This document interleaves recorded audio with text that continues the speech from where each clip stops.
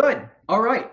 Welcome, everybody. My name's Josh McLean, David Walters Yachts, and we're thrilled to be continuing on with our webinar series. I see a lot of folks who are tuning in who have joined us for some of our previous webinars. And this is one that we're pretty excited about because, in the past webinars, we focused in on, some of the boats for sale, tips and tricks for buying and selling a boat. This one's going to be a little bit different in that we're actually going to talk about one of our absolute favorite cruising destinations, cruising the Bahamas. And for many of you, I know I see a few of you guys are tuning in from South Florida. So, the Bahamas in a lot of ways is just our backyard and sort of our playground. So joining us, I've got a couple of my good friends and some very seasoned sailors. I think between them, there's a few 100,000 miles of cruising experience, a couple circumnavigations, and more than one season cruising the Bahamas. So let's see who we've got here for our panelists. All right, so I've got my friend Pam Wall. Pam's been with us for some of our past webinars here. We've got our very own Derek Jarvis tuning in, and my good friend Captain Josh Metcalf, who's been doing a lot of delivery works and a lot of on-the-water tutorial for many of our clients. These guys have a lot of experience cruising through the Bahamas. So I want to just bring in, let's start with Pam here. Pam, I mean, you don't need any introduction. Why don't you tell us a little bit about your background and sort of some of your experience cruising, where you've been, and your time on the Bahamas. Well, thank you, Josh. I've been very fortunate to have sailed around the world with my family and gone back and forth across the Atlantic 4 times.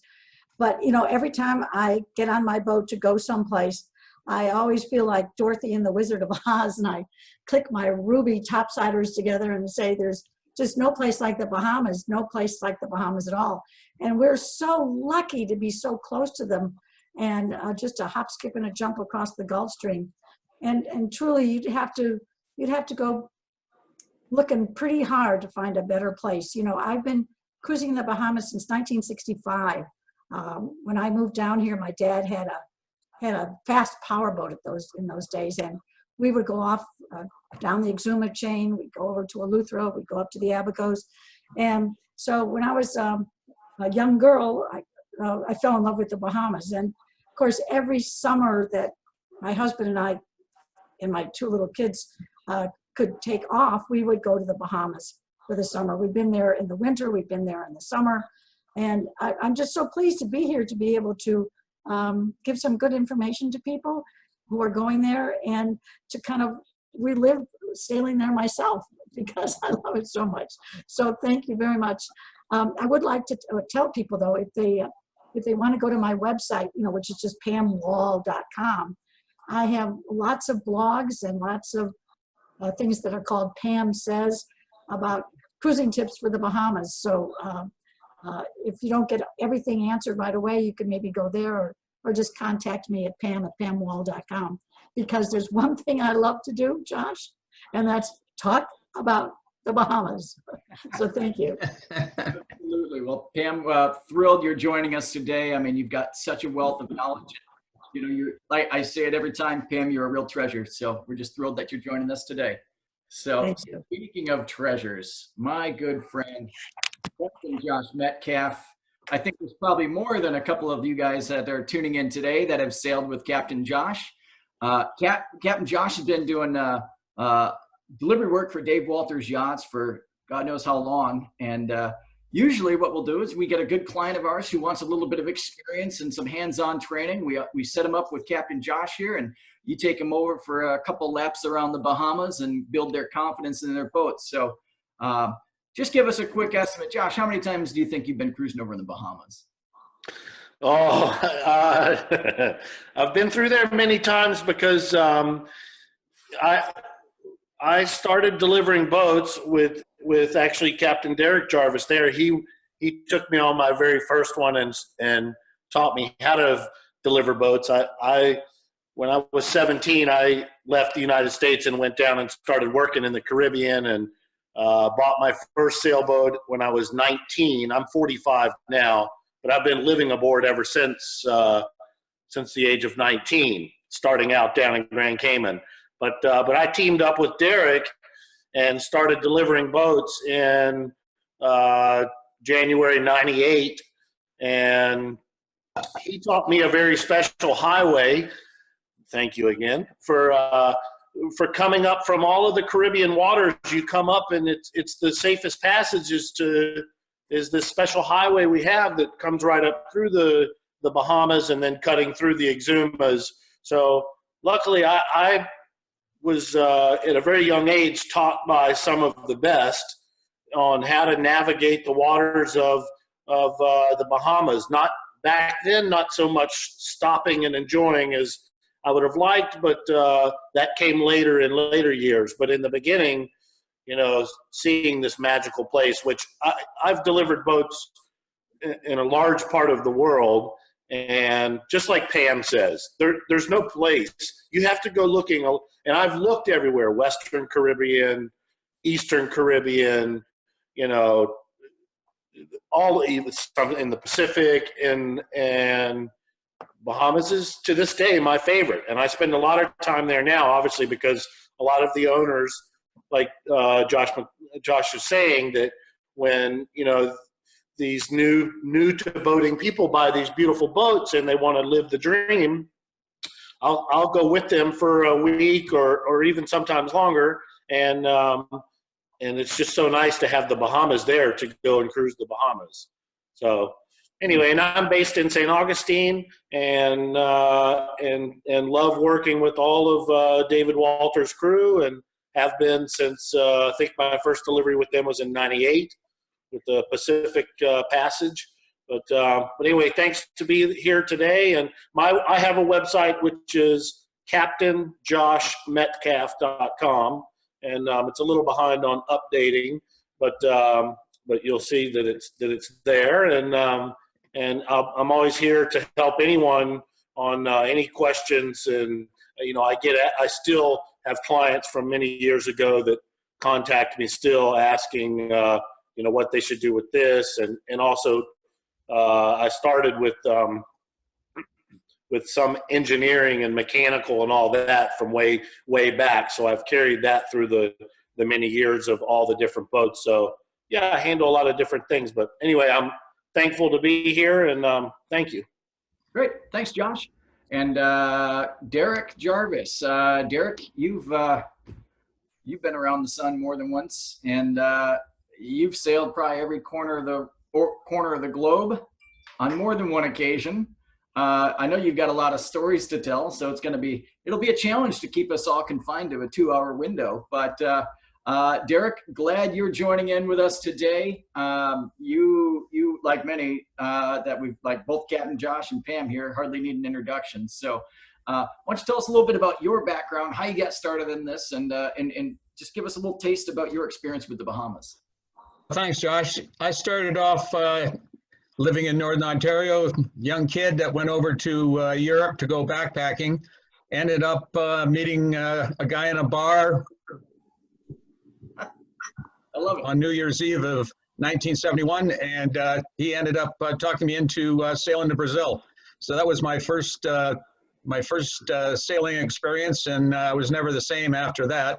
Had a little 30-footer together, spent a lot of time in the Bahamas in the early 70s, and then finally sailed that boat out to New Zealand and sold that one there, bought a 38-foot race boat, went up to the Philippines and put an interior in, and had a daughter up in Hong Kong, and then back down to the South Pacific and up to Hawaii, and finally ended up in Washington State. From there, I went on to running charter boats in the Bahamas, and then private boats, and delivery captain with a young Josh Metcalf, who was a pleasure to sail so many miles with, and finally went into the brokerage business and ended up with this great company, David Walters Yachts. Well, thanks, Derek. Really appreciate everything you do, not only as a broker, but as a friend, and your experience, I think, is second to none. So, What's really neat, Josh, is that Derek and Josh and I are all good friends as well. So you picked a good crew here. Sure did. I see my buddy David Crafa joining in. David, how are you, man? You're just getting settled. Looks like you're down below on the Hylas 54. Actually, your old boat. Yes. Can y'all hear me? Yep, got you loud and clear, my friend. Yes, it's my old boat, and got caught in a little bit of traffic. I just came down here to help the owner, John Mulligan, just help him watch the boat while he's in Chicago. John is he's a great guy. John and Molly, they're out in Chicago, and John's an ER doctor, so he's pretty busy these days on the front lines, ventilating COVID patients. He actually was he started in ER as an ER doctor, and then he started his own company, which was, I think he explained to me, it was like the Uber of ambulances for hospitals. So that was pretty interesting. And then he recently, I think, sold the company and bought my old boat. And my wife and I, Peggy Kwong, are building a new 57. So we're very excited about that. And John became a great friend, and we were slated to go do a trip to the Bahamas, actually. What month is it? It's still April. Okay. It's still April. Yeah, we haven't turned that page yet. Yeah. Yeah, but I come down here and I watch the boat for him. I drive from Vero to down here to Bahia Mar, run the engine, check the battery levels, do everything I would do, because this was my old boat for 5 years, and of course I love being back on her. I'm helping him do some boat projects. There was some folks that came in and did some paint work on the deck and did some bright work, and it was not really up to Hylas spec, and I let him know. And he while he was away, he is now understanding that, just because someone says they can work on your boat doesn't mean they're the right person to do it if they give you a cheap price. Yeah. So we're using Hylas's resources here to do the correct job on a boat that's 20 years old, and that's the type of commitment that you get from Hylas service. I'm personally coming down here.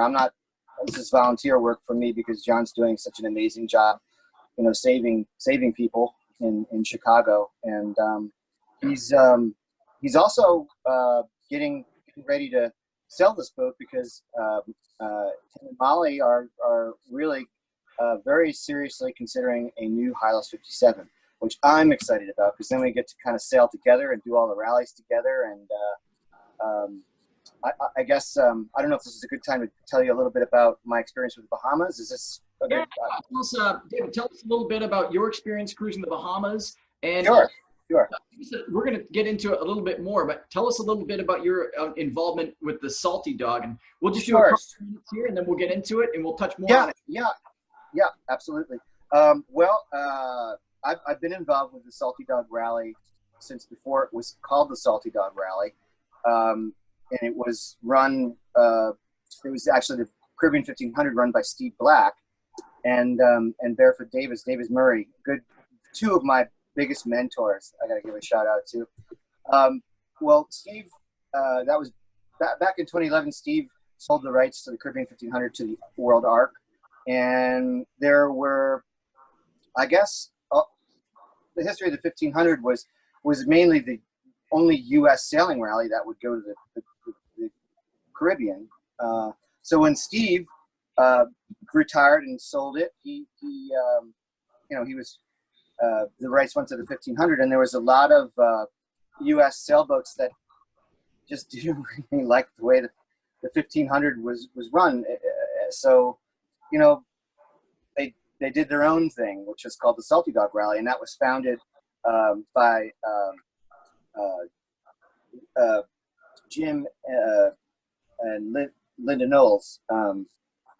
Bill and Linda Knowles, sorry. I was thinking of Jim Tingley, who's another big mentor of mine. So Linda, they ran the rally they just retired. They ran the rally for several years, over 10 years. And I almost did every rally with them. So about 2 years ago, when I got married, Hylas started sponsoring the Salty Dog rallies, and we got more and more involved. And as I became more of a, how do you say it, just more of an experienced member of the Salty Dog rally, Bill and Linda asked me to be the fleet captain, actually Peggy and I to be the fleet captains for the Bahama leg of the Salty Dog rally, which we did last year. And we were very familiar with the Abaco region of the Bahamas because we got married there. So we were very excited to share that with the Bahama Salty Dog members. And that year it was a year they just got erased from the map. So we put together a fundraiser for them, and which was very successful to the folks we knew personally who were really affected there. And we decided to go to Eleuthera instead. And we took the rally to, went from the Chesapeake to Spanish Wells, spent a few days in Spanish Wells, cleared in, and then we hired a guide to take us through the Devil's Backbone, and then we went into Harbor Island, and it was really a great time, and we met a lot of new friends, and that's kind of my experience in a nutshell with the Bahamas. I had sailed there back and forth with Peggy 2 years before going back and forth to the Abacos, and we decided we really loved it, and that we would continue to bring the boat back there each year. Prior to that, I had been sailing this boat in particular back and forth to the USVI on the Salty Dog Rally. So there it is. Well, you got a lot of experience. I mean, you've done, like you said, you've done the Salty Dog Rally a good number of times. You were involved with it, really from its conception. So you're going to bring a lot of perspective on, how maybe the rallies and those associations can help folks kind of break the barrier into getting into the Bahamas cruising for the time. So we're going to talk a little bit more about some of those associations here. Sure. You'll add a big part to that. So yep. First off, we really want this to be interactive, so everybody is welcome to post your questions. The best way for you to propose your question here to our group of panelists is using the question and answer tool that's integrated with Zoom, and you can also use the chat function. So we'll make sure that we share everybody's contact information. We are recording this, so you can always go back and review it later. But we love your questions. We're gonna approach this as if we're all huddled in a circle having a conversation. So we're not gonna bring up slides and presentations. We've got a couple of points we wanna make, and we're gonna treat it really as a conversation piece. So we want this to be a two-way. So everybody feel welcome, post your questions, and we'll make sure that we try to get to all of them. So with that, let's get into some of the material here. The way we wanted to approach this is really try to break it down in sort of a chronological planning sequence. So we're going to talk first about sort of the planning and the preparation, some tips for the best time to go cruising, whether it be departure or return from the Bahamas. We're going to talk about provisioning and getting the boat prepared. Some of the we're going to get the feedback from our panelists here on some of the essential equipment that they deem desirable. We're going to talk about the arrival ports, the check-in process, and then we're going to get into a little bit about some of the popular destinations, the do's and the don'ts, the must-sees and the maybe a quick stop. But and then we're going to talk a little bit about provisioning in the islands, service in the islands, and then I'm going to open it up to our group here to just share their best tips and advice for heading out cruising. So with that, let's talk a little bit about timing. So, just as anywhere, the Bahamas has a very distinct weather patterns, best time of years, slow time of years. And depending on your cruising style and what you're after, there may be a better time of year for you to actually head over there and make the crossing. So, but prior to that, there's a lot of planning involved. So I'm going to call on Pam here. If you can kind of lead us off, tell us a little bit about, what it takes in the terms of deciding when's the best time to go and how you would approach sort of the planning phase of a Bahamas trip. Oh, thank you. I think everybody has a different method of maybe getting across the Gulf Stream, because that's what everybody is kind of worried about, getting across there to get over there. And it depends on the boat too, the boat, that the speed it can go, the draft it has, and things like that.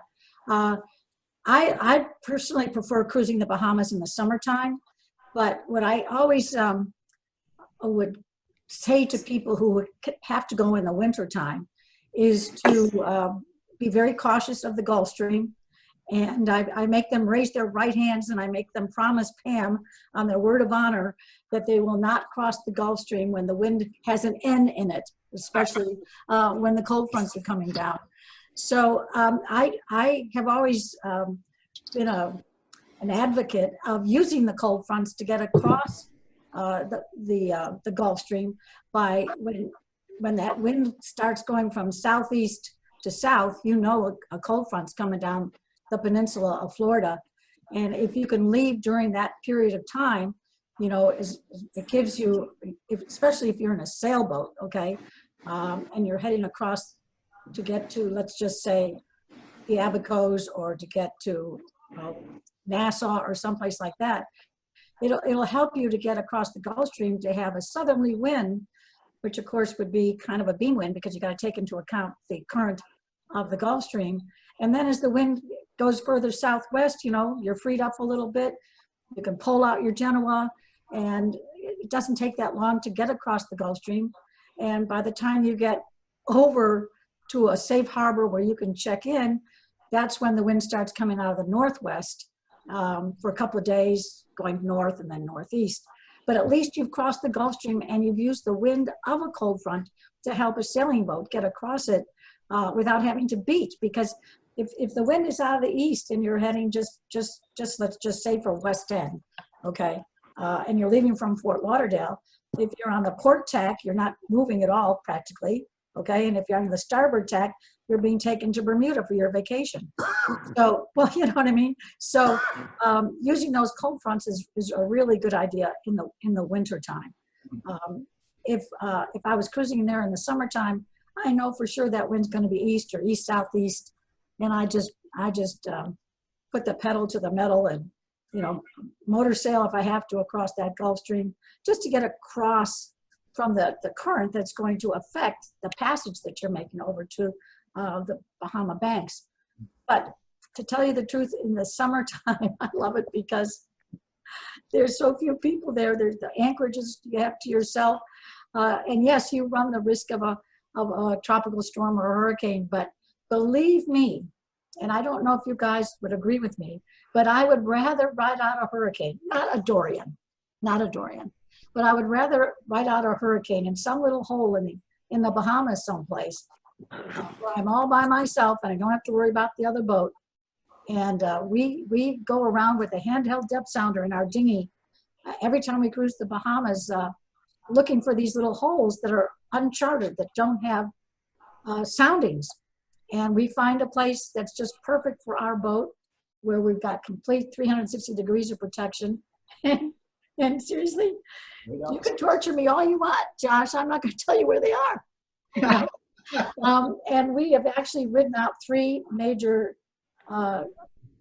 hurricanes, including Floyd, which was a Category 5 up in the Abacos. And I've got a whole long list if anybody ever wants to go to my website and look up some of my blogs about taking care of your boat in a hurricane in the Bahamas. And hopefully it'll help some people, because I know what I learned in the first one saved me in the second one, and what we learned from both of those saved us in the third one. I mean, we didn't have a scratch on the boat.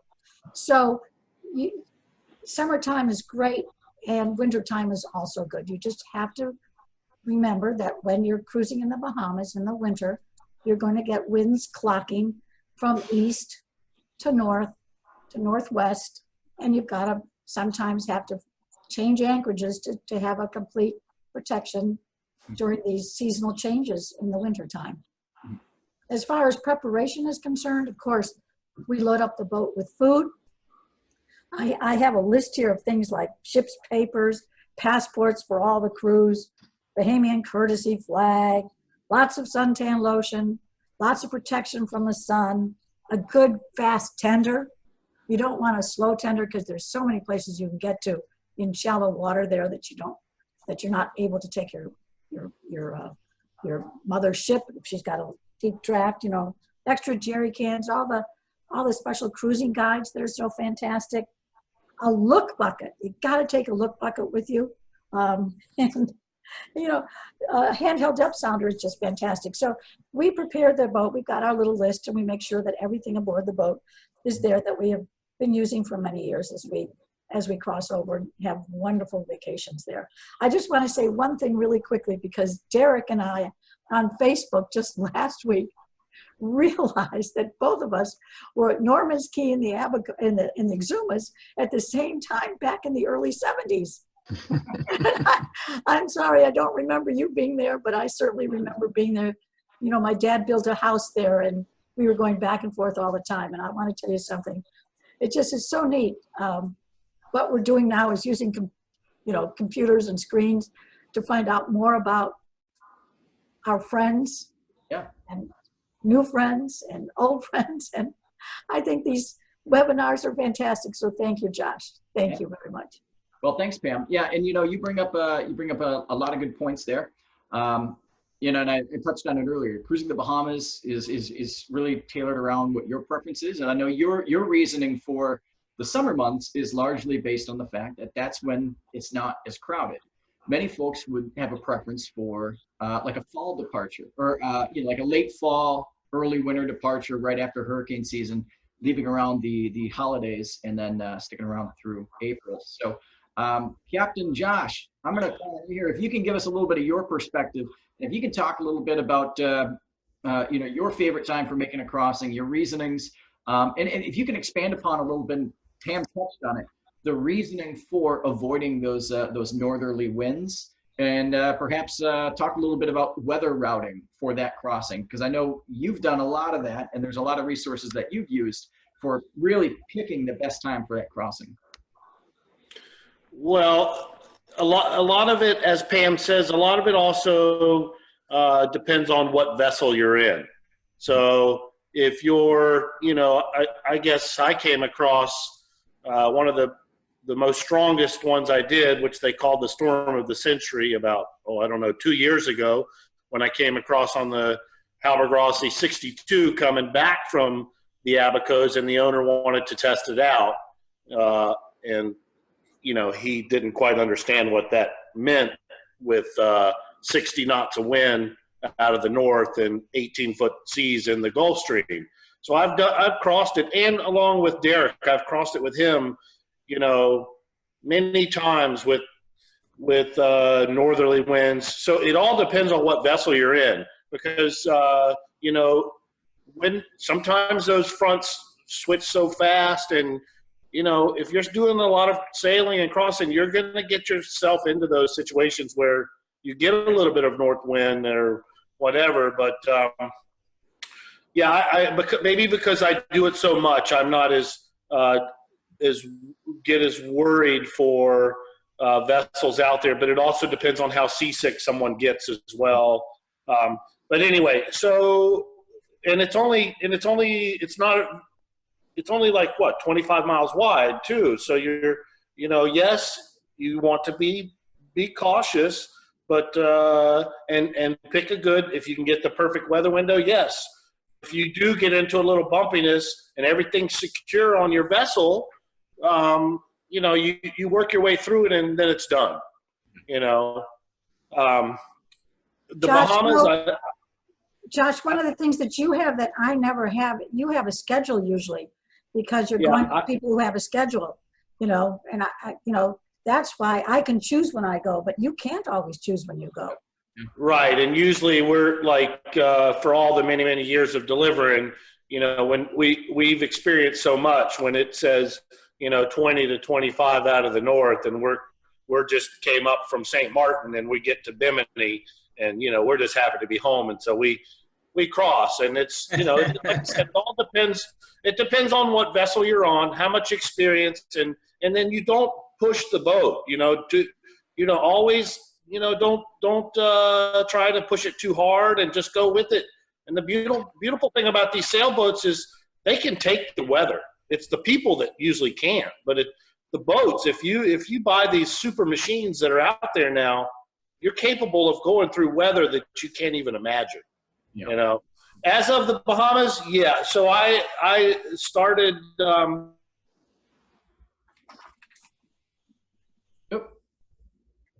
Still got you there, buddy? Oh. Started and go all through the Bahamas, and it's the further you go into the Bahamas, you know, like some people will say to me sometimes, oh, we're just going to go over to Bimini or Freeport, or, you know, and I say the further you go in, the better it gets. Yeah. So if you're coming out of, you know, on whichever angle you go from North Florida or South Florida, you know, obviously the Gulf Stream is the first thing that you have to deal with, and then the direction you're going. But there's so many wonderful places, and the further you get into the Bahamas, it's just amazing. I can't say enough on how. First of all, the people are wonderful. The Bahamians, they're very helpful and kind, and you know, and the islands are just breathtaking.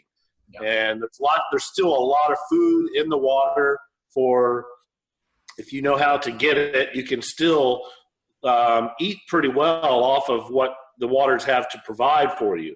And there's plenty of space, and the crowding thing I don't think is an issue at all. I mean, obviously down in Georgetown, where every year where everyone goes to the, you know, a lot of the Canadians and a lot of the cruisers will every year will go to Georgetown and back, and that's kind of their run. So Georgetown, sure, it gets a little bit congested with a lot of boats, but other than that, I think the Bahamas are so spread out that I don't think that there's a, you know, the time of the year where you would actually be saying it would be too crowded, because I think there's so much, you know, you can spend your whole life cruising and still not see every single spot there, you know. So then so the closest to Florida, you have the Bimini Islands. So that's a good spot. So like for cruisers, if they were coming across, then you could have like, you know, sure, you could stop at Bimini, or you don't have, you know, basically you don't have to stop at the first check-in spot. You can keep going further in, and then, you know, anchor off even, and then if you wanted to get a little bit of rest on the banks or something, and then the next day go into, say, Chub Key and clear into Chub Key. Nassau is not a spot that I really recommend people going to for any reason other than provisioning, airport, you know, and all that, but it's not one of my favorite places to recommend. Obviously, the Abacos have had a devastation of the hurricane, but they are rebuilding, and that will be, you know, back in action slowly but surely. It'll come back. People still cruised it this, you know, in the last 6 months, and that, you know, mm-hmm. Nope. Still got you? Beautiful spots, then it's great. The Exumas, the whole Exuma chain from Highburn Key all the way down, you know, into Georgetown is fabulous. Not a lot of protection if it's blowing out of the west, you know, but, you know, there's just so many places to go. So I guess for you people that are, you know, okay, we want to cruise the Bahamas, and a lot of you've already cruised it, and you want to see more, you know, you follow your charts well. I think that a lot of people get, I think the whole depth situation, a lot of people get nervous with, you know, with a draft, and I think that's a little bit overreacting a little bit, because once you start to get to know the Bahamas, as Derek showed me when I was just a young fellow, we were taking boats through there with 10-foot draft, and I've navigated all the Abacos with on the HR 62 with 8.5-foot draft, and so once you get to know it more, then you can navigate it with deeper drafts, and sure, you touch a little bit every once in a while in the sand when you're trying to get up close, but I still think vessels in the above 7 feet can still cruise the Bahamas. You just have to know where you're going. And then, of course, the outer islands, like last month I spent a month in Harbor Island on an 80-foot cat, spent a month there on charter, and with a 7.5-foot draft. And that's my second time I've done that. But there's just so many beautiful islands. It's very easy for clearing in. They have recently, as of, I guess, January 1st, they changed the price and everything. Bahamas, it's the same price, but instead of a year, correct me if I'm wrong on this, but I think it went now from 6 months to 3 months. But so any vessel below 36 feet or something is 150, and then it's anything above that is 300. Anyway, they're still, like my friend who just came in 2 days ago, who just spent 6 months there. They gave him a year. They said you can stay a year. Obviously at the moment you can't go ashore, go anchor off somewhere, but they're very kind with. And if you want more time there, you just say, I want to stay. I don't want to go home. And they say, that's fine. Welcome to the Bahamas. Stay. Bahamas, stay. Thanks. And anyway, there's so much there. And so, obviously, like Pam says, take as much stuff as you can in with you. When you go, the more provisioning you can take in with you. Clearing in and all that is very simple. It's, they're not into, it's not a big deal where they're coming and searching your vessel and all of that. And I haven't seen that in years. They're basically, they come in to get the money. They're wanting to meet you and say hello. And, everything's really simple and kind. Yeah. Thanks, man. Yeah. Good. Derek, you just recently crossed over. In fact, you've got your boat over in the Bahamas right now. And Derek, you've made that crossing a good number of times. If you can talk to us a little bit about, the sort of the hop off points. I know they'll say anything, you can pretty much get to the Bahamas anywhere south from Hatteras all the way down to the Keys. But in your perspective, what's the best hop off point to reach, some of these check-in ports? What can you tell us about, where your preferred departure would be from? Well, mostly I've done my departures from Fort Lauderdale, and generally looking at, I'm a summertime Bahamas guy like Pam. I like the warm water. During the winter, it gets a little chilly up in the Abacos, and then you're dodging the cold fronts. If you're in the Exumas, you're playing one side of the island to the other side as the cold front comes. But when I leave Lauderdale, if it's in the summertime, basically you're going to have a southeast breeze. You're going to just stay on the starboard tack going east, and you're going to end up in either Lucaya or West End, depending on which way you want to go to the Abacos. Very easy to clear in. West End, you tie up to the wall, you hop on the dock, go into the office, which is about 20 feet away, clear in, and then if you've done an overnight passage, you get to continue on to a great anchorage, say Great Sail, for example. Really nice deserted spot. And then the next day you can go and you're around your point and into the Sea of Abaco. Wintertime, it's a little bit different. Pam pretty much said it all. When you run before the cold front, leave on the southerly, get across the stream, she turns southwest and then west and then northwest, and you actually get to sail all the way over the Abacos, which is something you don't really get to do during the summertime. From up north, Fort Pierce, people tend to come down to West Palm Beach and allow a bit of mileage for the stream. And then basically it's 45 miles from the entrance of Lake Worth to West End, clear in again. And then you can just decide on how long you want to take to get to Green Turtle or wherever you're going. From Miami again, you do basically like you do in Fort Lauderdale, but if you're leaving Miami, it's easier to get to Bimini, especially in the summertime. Wintertime, again, you just run the fronts and get in there and clear in, and then you can decide on which way you want to go across the banks over to Nassau, down to the Exumas. I prefer wintertime being down in the Exumas. The water's warmer, or even farther down, Rum Key, Long Island, Auckland's that area. The summertime, definitely the Abacos. You got Abaco Race Week, you got Stranded Naked Party, a lot of fun going on. You can't beat it.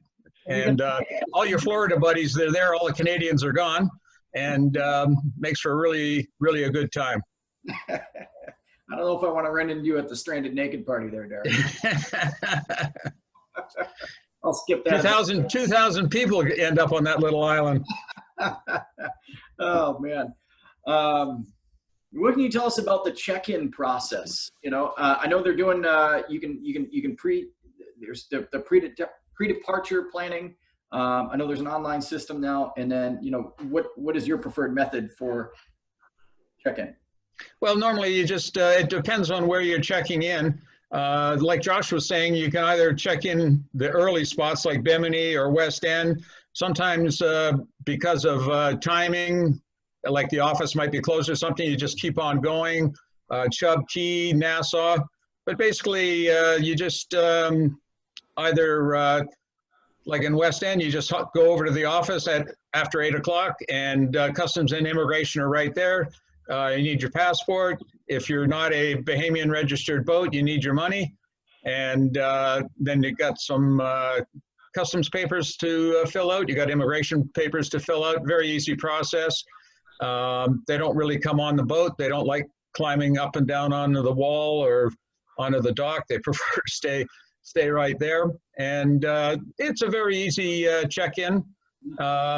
Green Turtle, you got to go up to the customs office. Marsh Harbor, they come down to the boat. So it really depends on where you're clearing. Nassau, they come down to the boat, but rarely ever come on the boat. So it's a pretty easy check-in. When you're coming back, they've got the app now for Customs and Border Patrol. So you, once you're done it once, you're in the computer.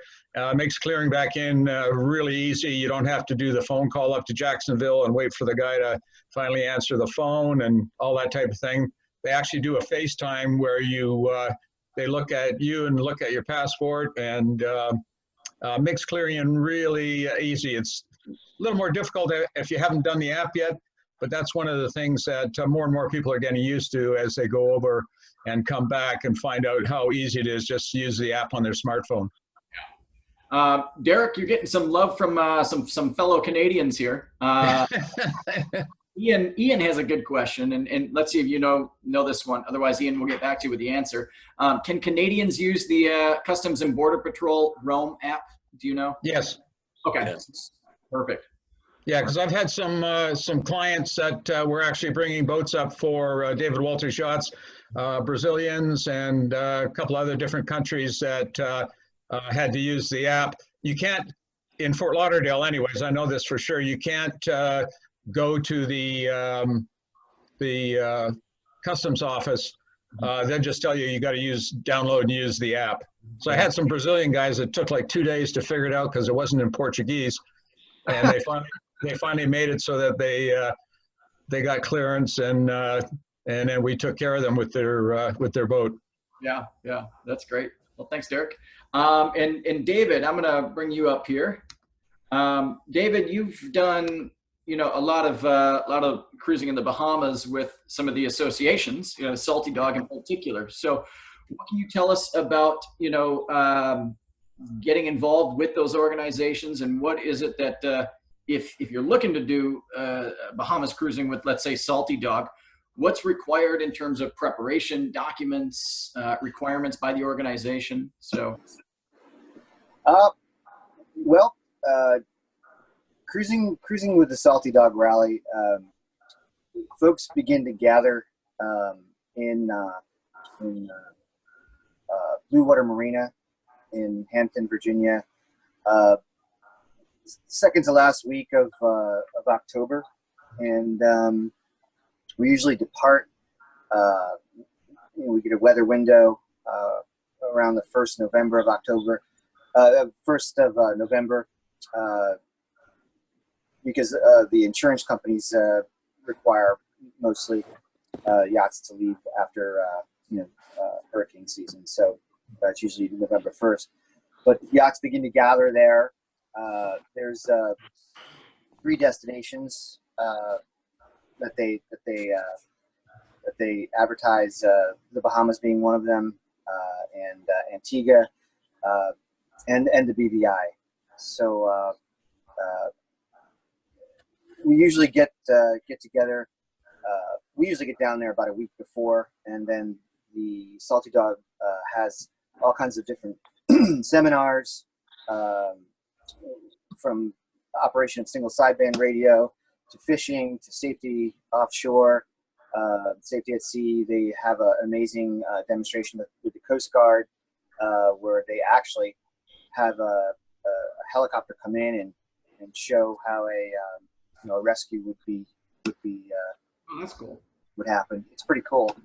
And Hylas sponsors the rally as well. So we have a van that brings people back and forth to West Marine and grocery shopping and things like that. There's a number of reasons why I have been going with the Salty Dog, and that's the biggest one is shared resources. There's really the fee to join is really minimal. It's like a couple $100, and there's just so much combined knowledge. We get Chris Parker to do our weather for the entire rally, and that's included in the rally fees. So you'll have Chris Parker, as your weather router, and you can receive emails from him daily, and he pays attention to the fleet, and he gives lots of discounts to Salty Dog members if they want to continue to receive his weather information throughout the season. That's just one of the many perks for joining. There is a ton of discounts available through most of the marinas. The Bluewater Marina, which is our home base in Hampton, Virginia, offers a really great rate.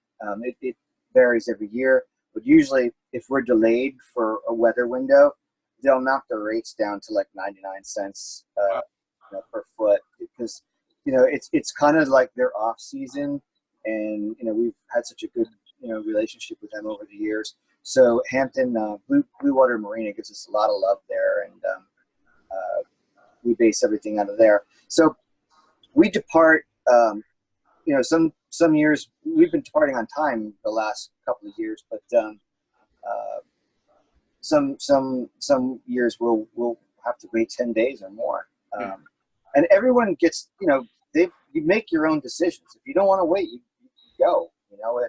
It's the Salty Dog is not really responsible for what individual captains' decisions make. They give you, it's basically just a shared resource. It's unlike the Caribbean 1500 in that way, where they're kind of signing off on the safety of your boat. They're assuming that you're an experienced captain and you're responsible.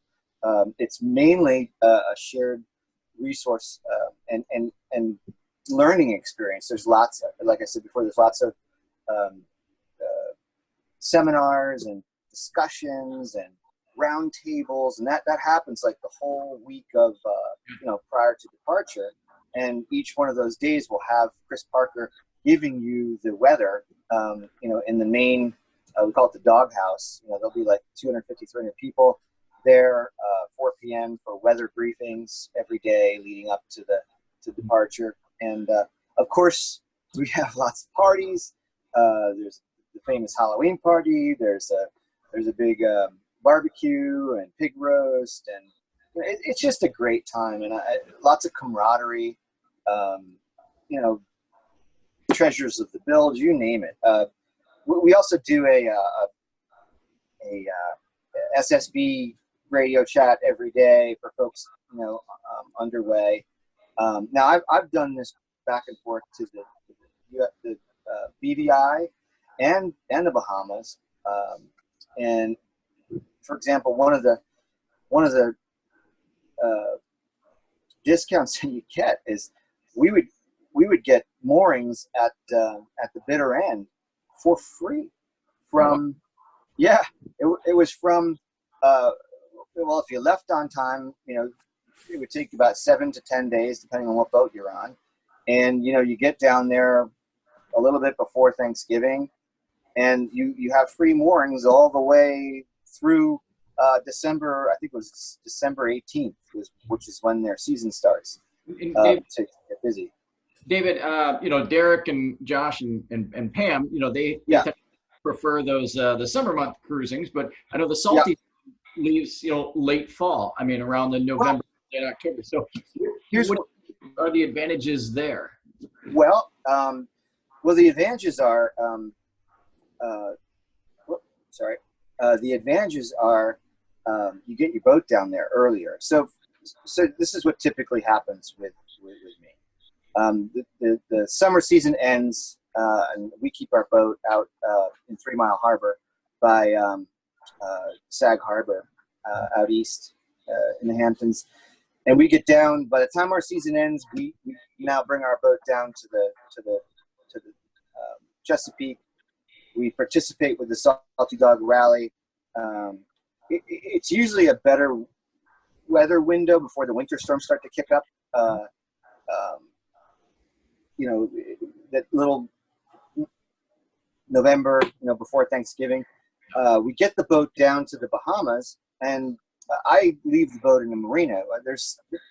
We get like $1 a foot down there. It's just like a no-brainer. Even if we didn't use the boat, it would be cheaper to keep it in the Bahamas and have it managed down there than it would be to have in the States. So we bring it down there. We were keeping it in Marsh Harbor at the Abaco Beach Resort, which is where we got married. It's a beautiful resort. It's got a marina, boat harbor.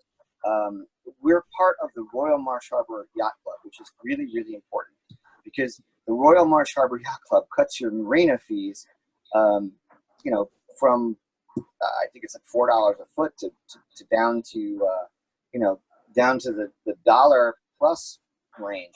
What's the requirements to join? Because I know there's $150 a year. Yeah. That's not the only discount you get. Mm-hmm. Even if there was no discounts included, the people that I've met through the Royal Marsh Harbor Yacht Club, they're just really wonderful people. We keep in touch with many of these folks, and they are doing quite a bit. They're returning to Marsh Harbor this year. They're based out of the boat harbor at Abaco Yacht Club, Abaco Beach Resort, and they're doing a lot of volunteer work. There's many members. You don't even have to have a boat to be a member. It's just a great, lots of activities, lots of fishing trips and bocce tournaments and crazy beach parties. It's a lot of fun. I highly recommend joining that. It's a huge resource. So you get the boat down there. Then I travel back for the holidays.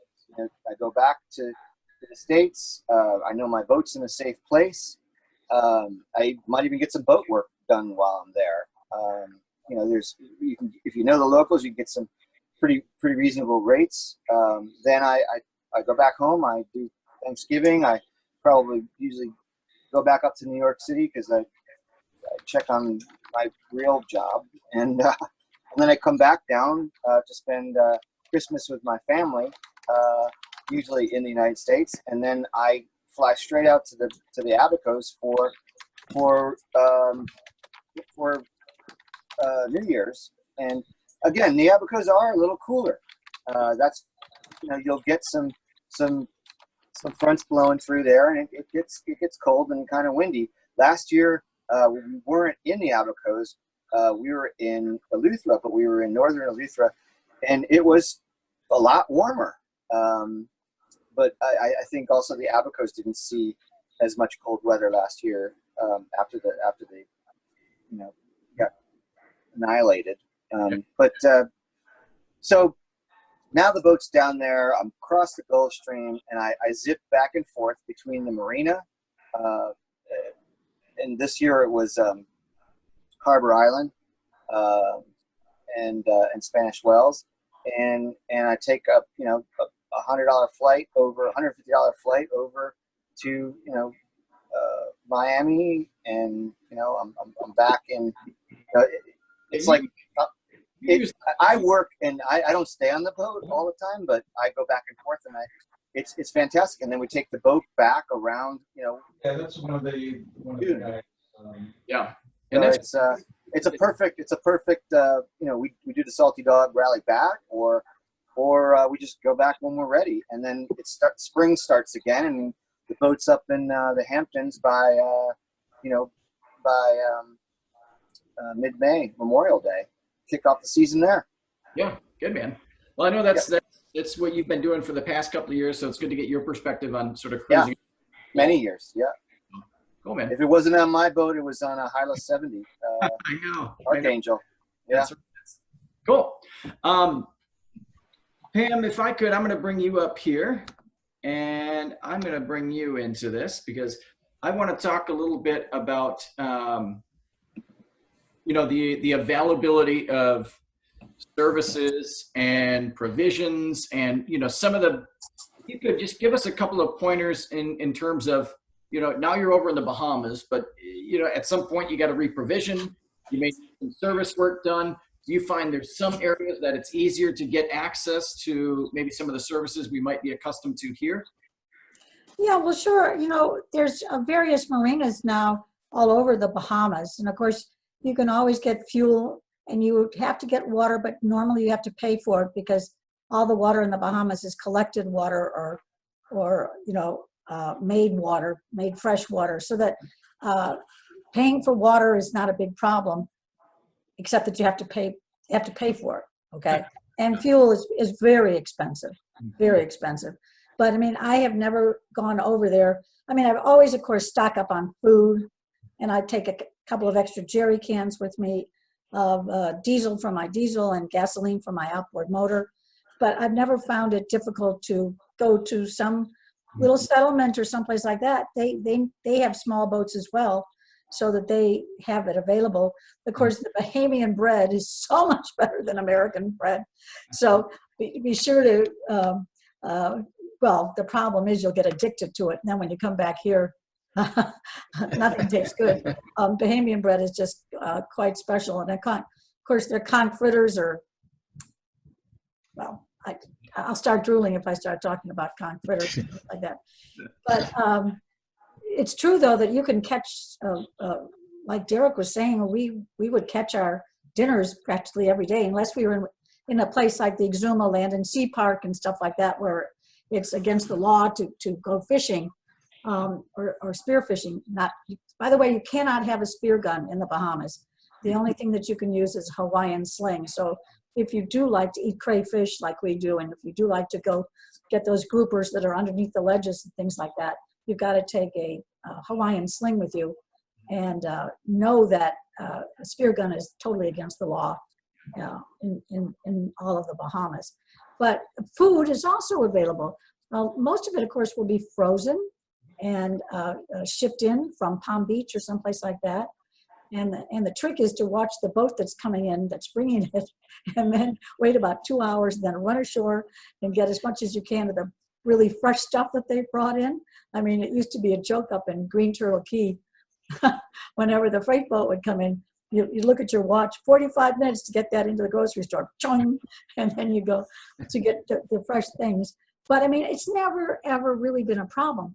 But there is a problem, okay, if you fly in and you have a cooler that's got chicken in it, or any of the fruit and vegetables that are grown in the Bahamas.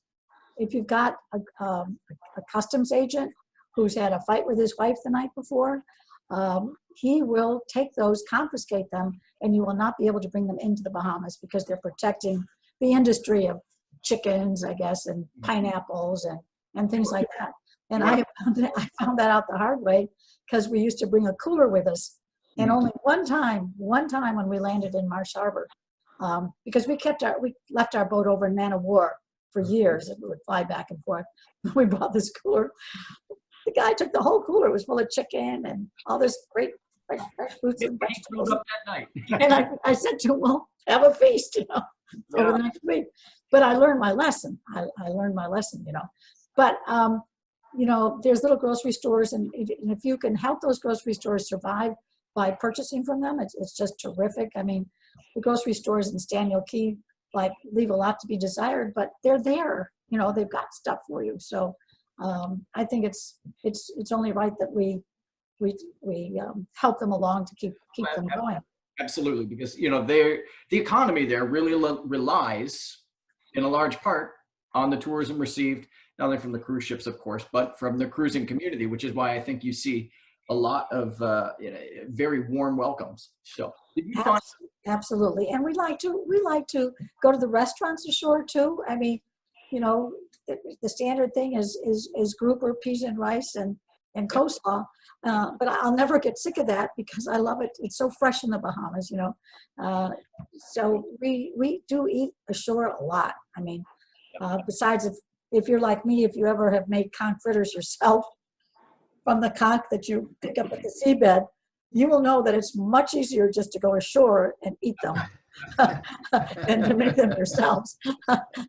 But so we like to promote going to the restaurants there as well.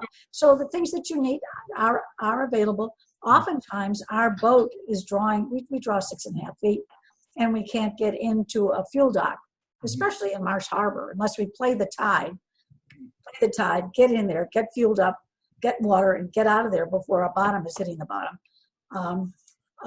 We carry extra jerry cans with us and things like that that's stowed way up in the forecastle of our boat, because when they're empty, they're the lightest weight and they take up that space, but then we can take them ashore, then siphon back into our tanks as well. So that's a good idea to take. And by the way, one thing that the boys were talking about navigating, I think it was Josh, I consult with people about cruising different places of the world that I've been. And, John and Martin on Genevieve consulted with me. Mm-hmm. And they're on a Hylas 54, sorry. That, what does she draw, about 7.5, or something like that? Yeah, 7.4. Fully loaded. And I gave them a full tour of the Bahamas from the Abacos all the way down to the Gementos. And they spent a whole summer cruising up and down the chain, and they made some fabulous videos if you ever want to see them. But they never ran aground once because I taught them how to play the tide. Yeah. Play the tide to get into a place where is deep. Play the tide when you leave, okay? But again, you can't have I can't even say the word, a schedule to be able to do that, So, but the funny thing was they were coming back down between 15th Street and 14th Street, they ran aground. The last 10 minutes of their whole summer, they ran aground coming into the canal here. But so I just wanted to point that out, that you can take, I've taken, just like Josh, and maybe Derek too, I have consulted with people who are drawing 9 feet, and they've had a wonderful time in the Bahamas because they know where to go, and they know if they can to play the tide coming in and out of shallower entrances to really wonderful places. So very valid point, I think. And a lot of people I think get a little bit scared when they see draft over 6 foot, because there's I think a connotation out there that you need less than 6 foot draft to cruise the Bahamas. Could not. Right. Well, I'm smart. We kept our boat at Man of War Harbor. We're drawing 6.5 feet, depending on how far along we are from when we left home. And we always wait for half tide rising. We just half tide rising to get into the Eastern Harbor, Man of War, where we have our mooring. So we just play it safe. I mean, why go in at dead low tide? Yeah, exactly. If you don't have to. You know, if you don't have to. And if you're going for a day sail, wait for half tide rising to get out again. And, you don't want to be at half tide falling, because if you do hit, you're there for a while, So that's what I always tell people. And good advice. I've never had a problem provisioning, Yeah. except for maybe ice cream. Look, bring your batteries and stash it away. That's great. Yeah, exactly. Let's see here. Now, talking about the sort of the other side of provisioning in terms of parts and availability, I'm Captain Metcalf here, because if there's anybody that spent time fixing boats in the Bahamas, Captain Metcalf. So, Josh, what can you tell us a little bit? Pam brought up some good points about provisioning in terms of the food. But what can you tell us about service availability and getting the parts you need, and maybe how that can play into your planning process before you depart? Right. The Bahamas, like Pam is saying, they are getting better and better every year. Definitely the food, all the way from Abacos to Southern Bahamas, that is all getting much better and better and better. And if you are under provisioned and go in there, you can definitely, support the grocery stores and have plenty of food. Parts wise, obviously your spare parts, the more of that you take, obviously you don't want to go overboard with spending on spare parts, but it sure is nice when, of course, for your engine, you want to have all your belts and your impellers and, spare water pump, raw water pump, and the more of that you have, the better.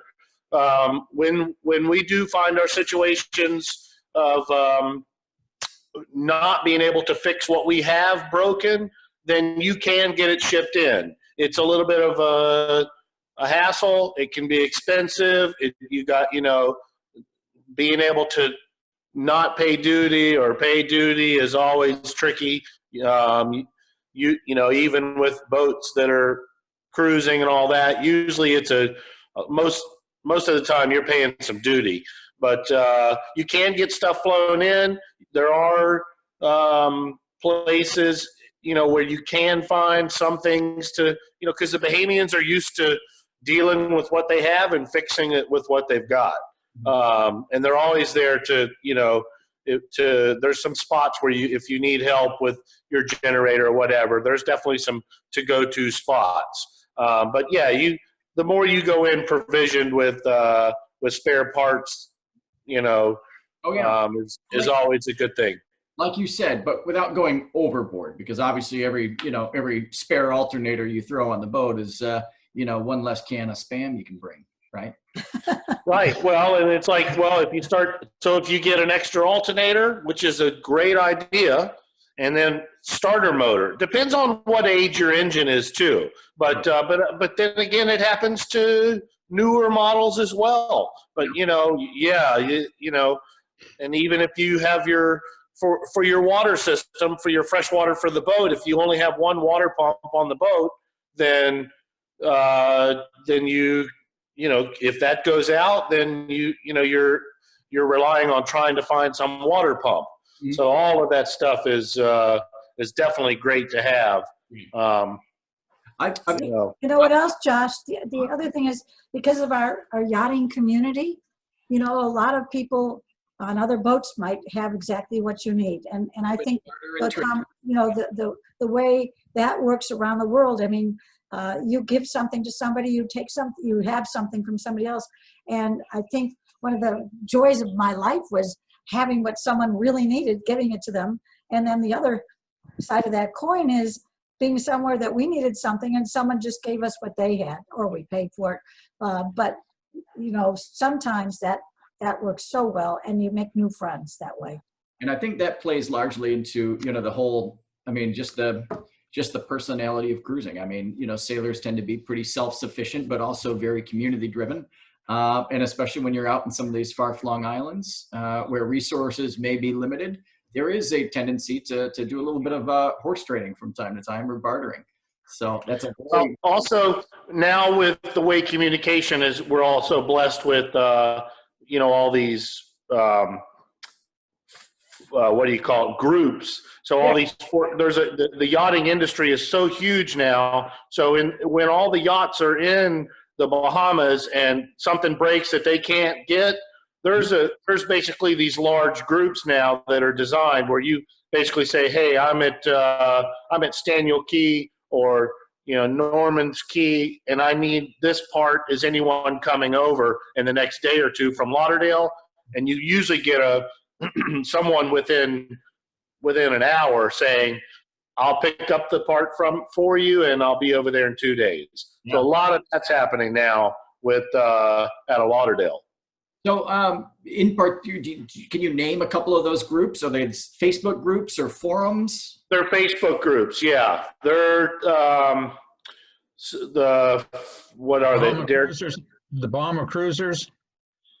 I don't know that one. I'm more on the one with all the mega yachts and all that. It's like the Fort Lauderdale yacht crew. I'm not sure. I could pass those on to you later, but there are definitely a lot of parts are being brought in, and then of course they're flying them in too. We were last month when we were in Harbor Island, we were having because I was with high-end guests, we were having frozen food shipped in overnighted from Florida, and it would still be coming in still frozen. So the shipping is definitely gotten better as well. Of course you're gonna pay, but and parts wise, yeah, parts are coming in fairly quick. And then one thing to go back before though, I know this is totally out of thing, but I know that Derek and Pam had said summer months, but I'm not a heat guy. So I don't do I like more of the winter time. Yes, it gets cold in the Abacos sometimes for snorkeling and all that, but if you wear proper swimwear, lycra shirts and all that, but for me, summertime, once it gets up into, in the Abacos, once it comes to, June, then you start getting buggy and heat if I'm not, if I'm pretty sure, Best time of the year, man. That's right. So yeah, So, but for me, the summertime does get a little bit hot. I mean, South Florida, right? South Florida starts getting hot, soon. You jump in the water. Hey, by the way, you know what I did forget to mention, if anybody ever goes into West End to check in, don't do it at dawn or dusk, and be sure that you have screens, because those no-see-ums, I don't know why West End is so rampant with no-see-ums, but every single time that I've checked in there, I'll tell you what, we go down below and we put our screens in, and they're fine mesh screens, because those no-see-ums, they can get through regular screens. And sometimes I wish that there was a boat right next to me with air conditioning in the summertime. I could go knock on the hull and say, because we got to keep those screens in, because at dawn they're hungry again. So don't forget that. Yeah, good point. All right, I want to bring in. I've got a couple of questions here from the group, and I want to just get to some of these. And by the way, if anybody has questions, let's take a little break here and answer some of those. So let me just go from the top here. And this looks like a good question for David. So Ian asks, if you join and don't get in on the rally, do you still get any discounts at these marinas in the Bahamas? So David, I think if you're tuned in here, I see, oh, there he is. Oh, I got him muted. There you go. You're unmuted. It's a mutiny. Yeah, if you join the rally, you certainly can choose to sail with us or sail from your own port. There's a lot of members who, may not get their boat down to Hampton, and they may leave from Connecticut, or they may leave from Florida. I've done the rally and gone from, Hampton, Virginia to Fort Lauderdale. It really doesn't matter. It's just, and you still get to share all the options and get all the discounts, and so it doesn't. You're not required to sail on the starting gun with the rally when they leave in November. You can use it in a lot of ways like a community, but you don't necessarily Yes. have to stick to their itinerary and their. No, it's how you can use it however you want it. It's just a shared. It is a very nice shared resource, and I can tell you, Bill and Linda, you know, they do so much. Or they're retired now, and they actually moved to Vero Beach, so now they're my neighbors. But they would do so much to get sponsorships for the rally from all of the different companies that you know are in the marine industry. Oh, absolutely. And oh man, it was they just worked tirelessly. And you know, I would you know, I was a member who was still working full time, but I can still work remotely.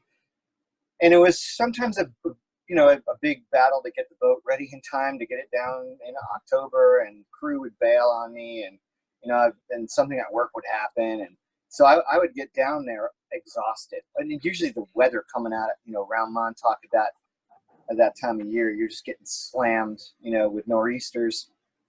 And I get down there and just be so exhausted, and I just look over at Bill and Linda. And they still had to do all this stuff, get the rally together, and answer everyone's questions, and then sail it as well with a dog. So they were always my I would look at them and go, if they could do that, I can certainly get my ass in gear and start getting the boat. Yeah, ready. in a lot of ways, that's one of the big advantages of that organization and others as well. Is right.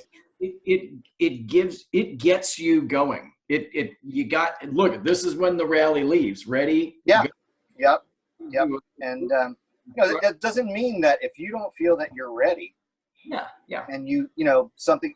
Look, boat problems happen. Yeah. We've had problems right at the day that we're supposed to leave. Other people have major problems. You know, transmission problems, all kinds of stuff. Battery problems.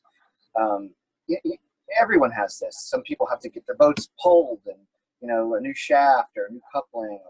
It's just what happens. And you do it. You have support. You get it done, and then when you're ready and the window is open for you, you leave when you want. Right. There's plenty of people who think, okay, well, even though Chris Parker says leave tomorrow, I'm going to leave right now.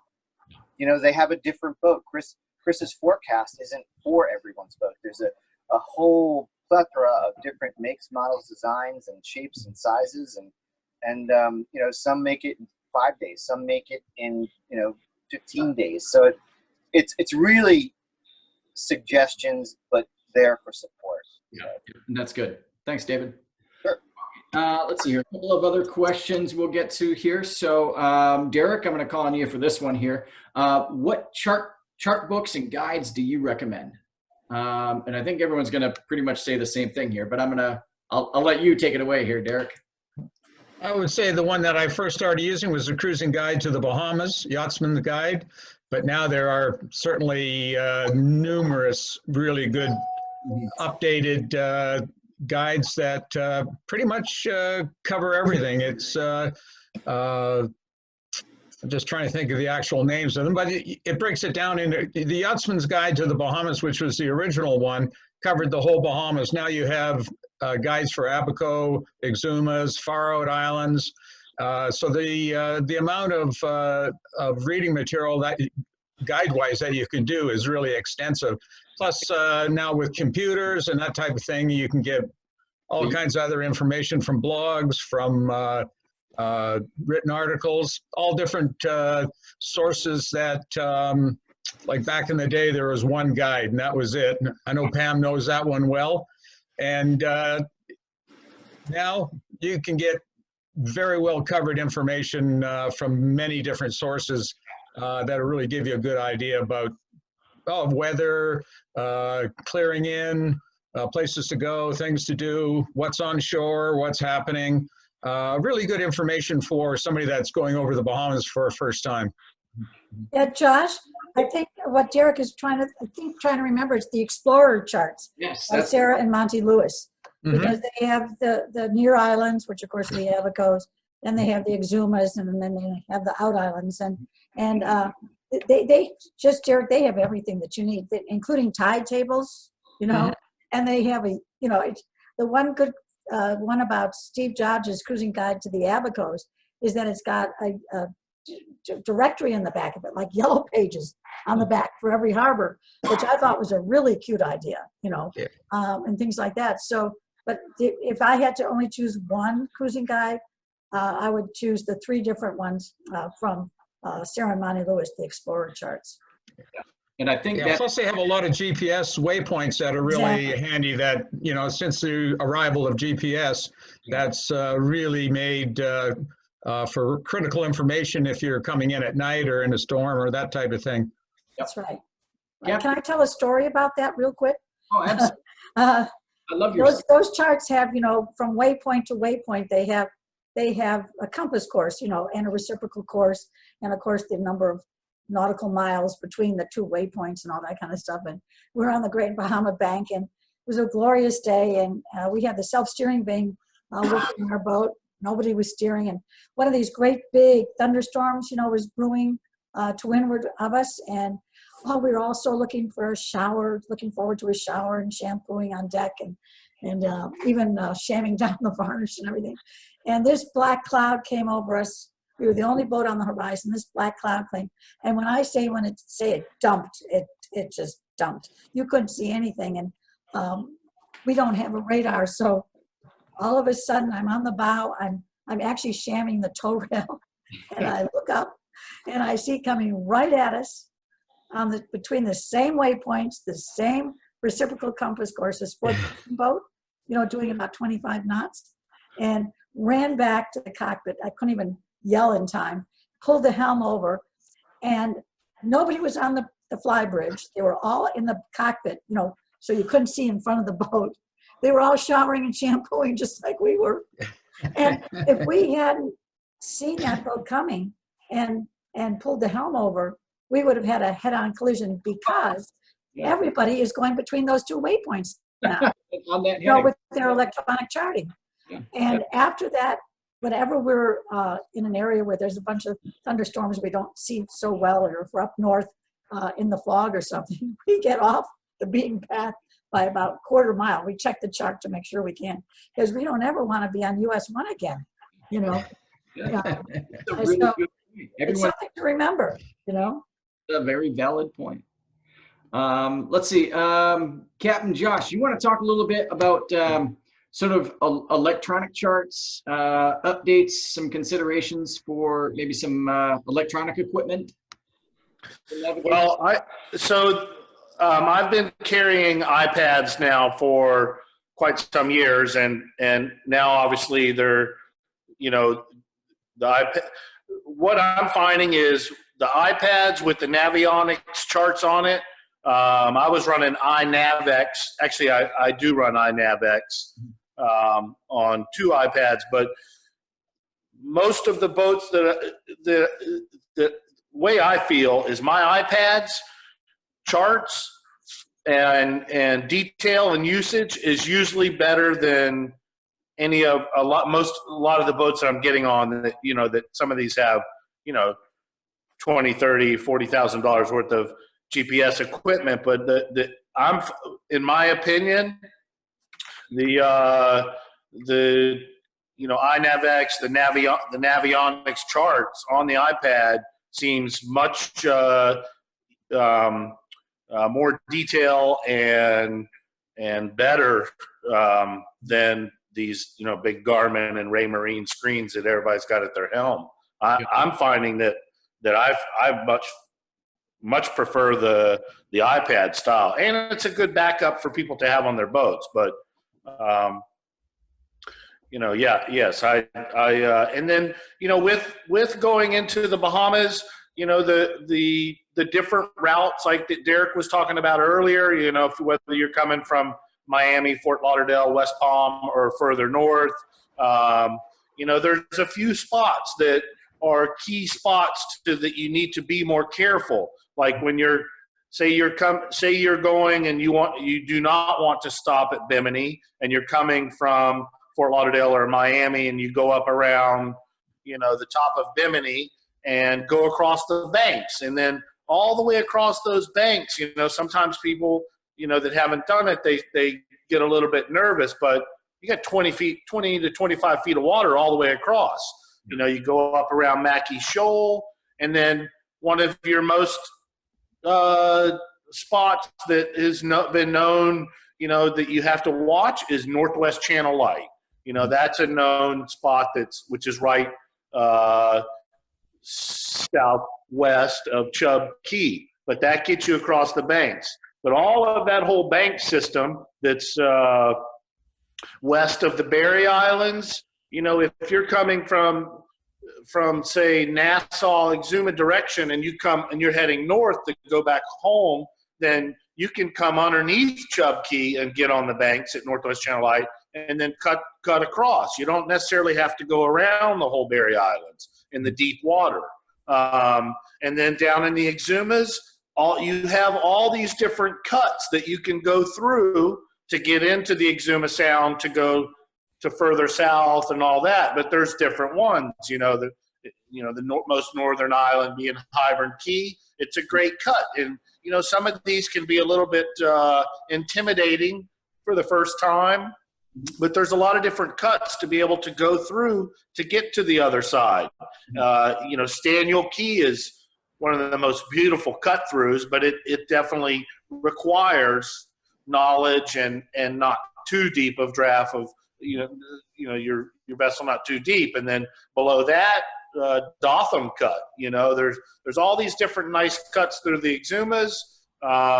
You know, the Abacos, obviously there's the Whale Key passage that's so famous because you have to, you know, at Green Turtle and all that, you have to go out, you know, from where No Name Island and all this, you have to go out and then across and then back into the Sound to get down into Marsh Harbor or Guana Key and Hopetown and all of those. So there's so many different ways to navigate through the Bahamas. The more you do it, the more you'll get to know it, the more confidence you'll have to be able to, you know, like now at my stage of career and experience, I can navigate all of the Bahamas at nighttime, which is, you know, used to be in the past a big no-no. They would say, oh no, you can't, the sun has to be the right elevation up.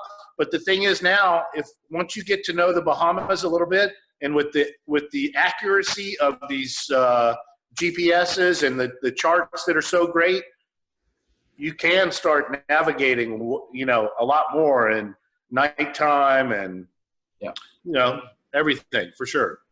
You know, I come from, you know, as many of you guys know, my background is in military aviation, you know, and so we were always taught never to rely on one piece of equipment.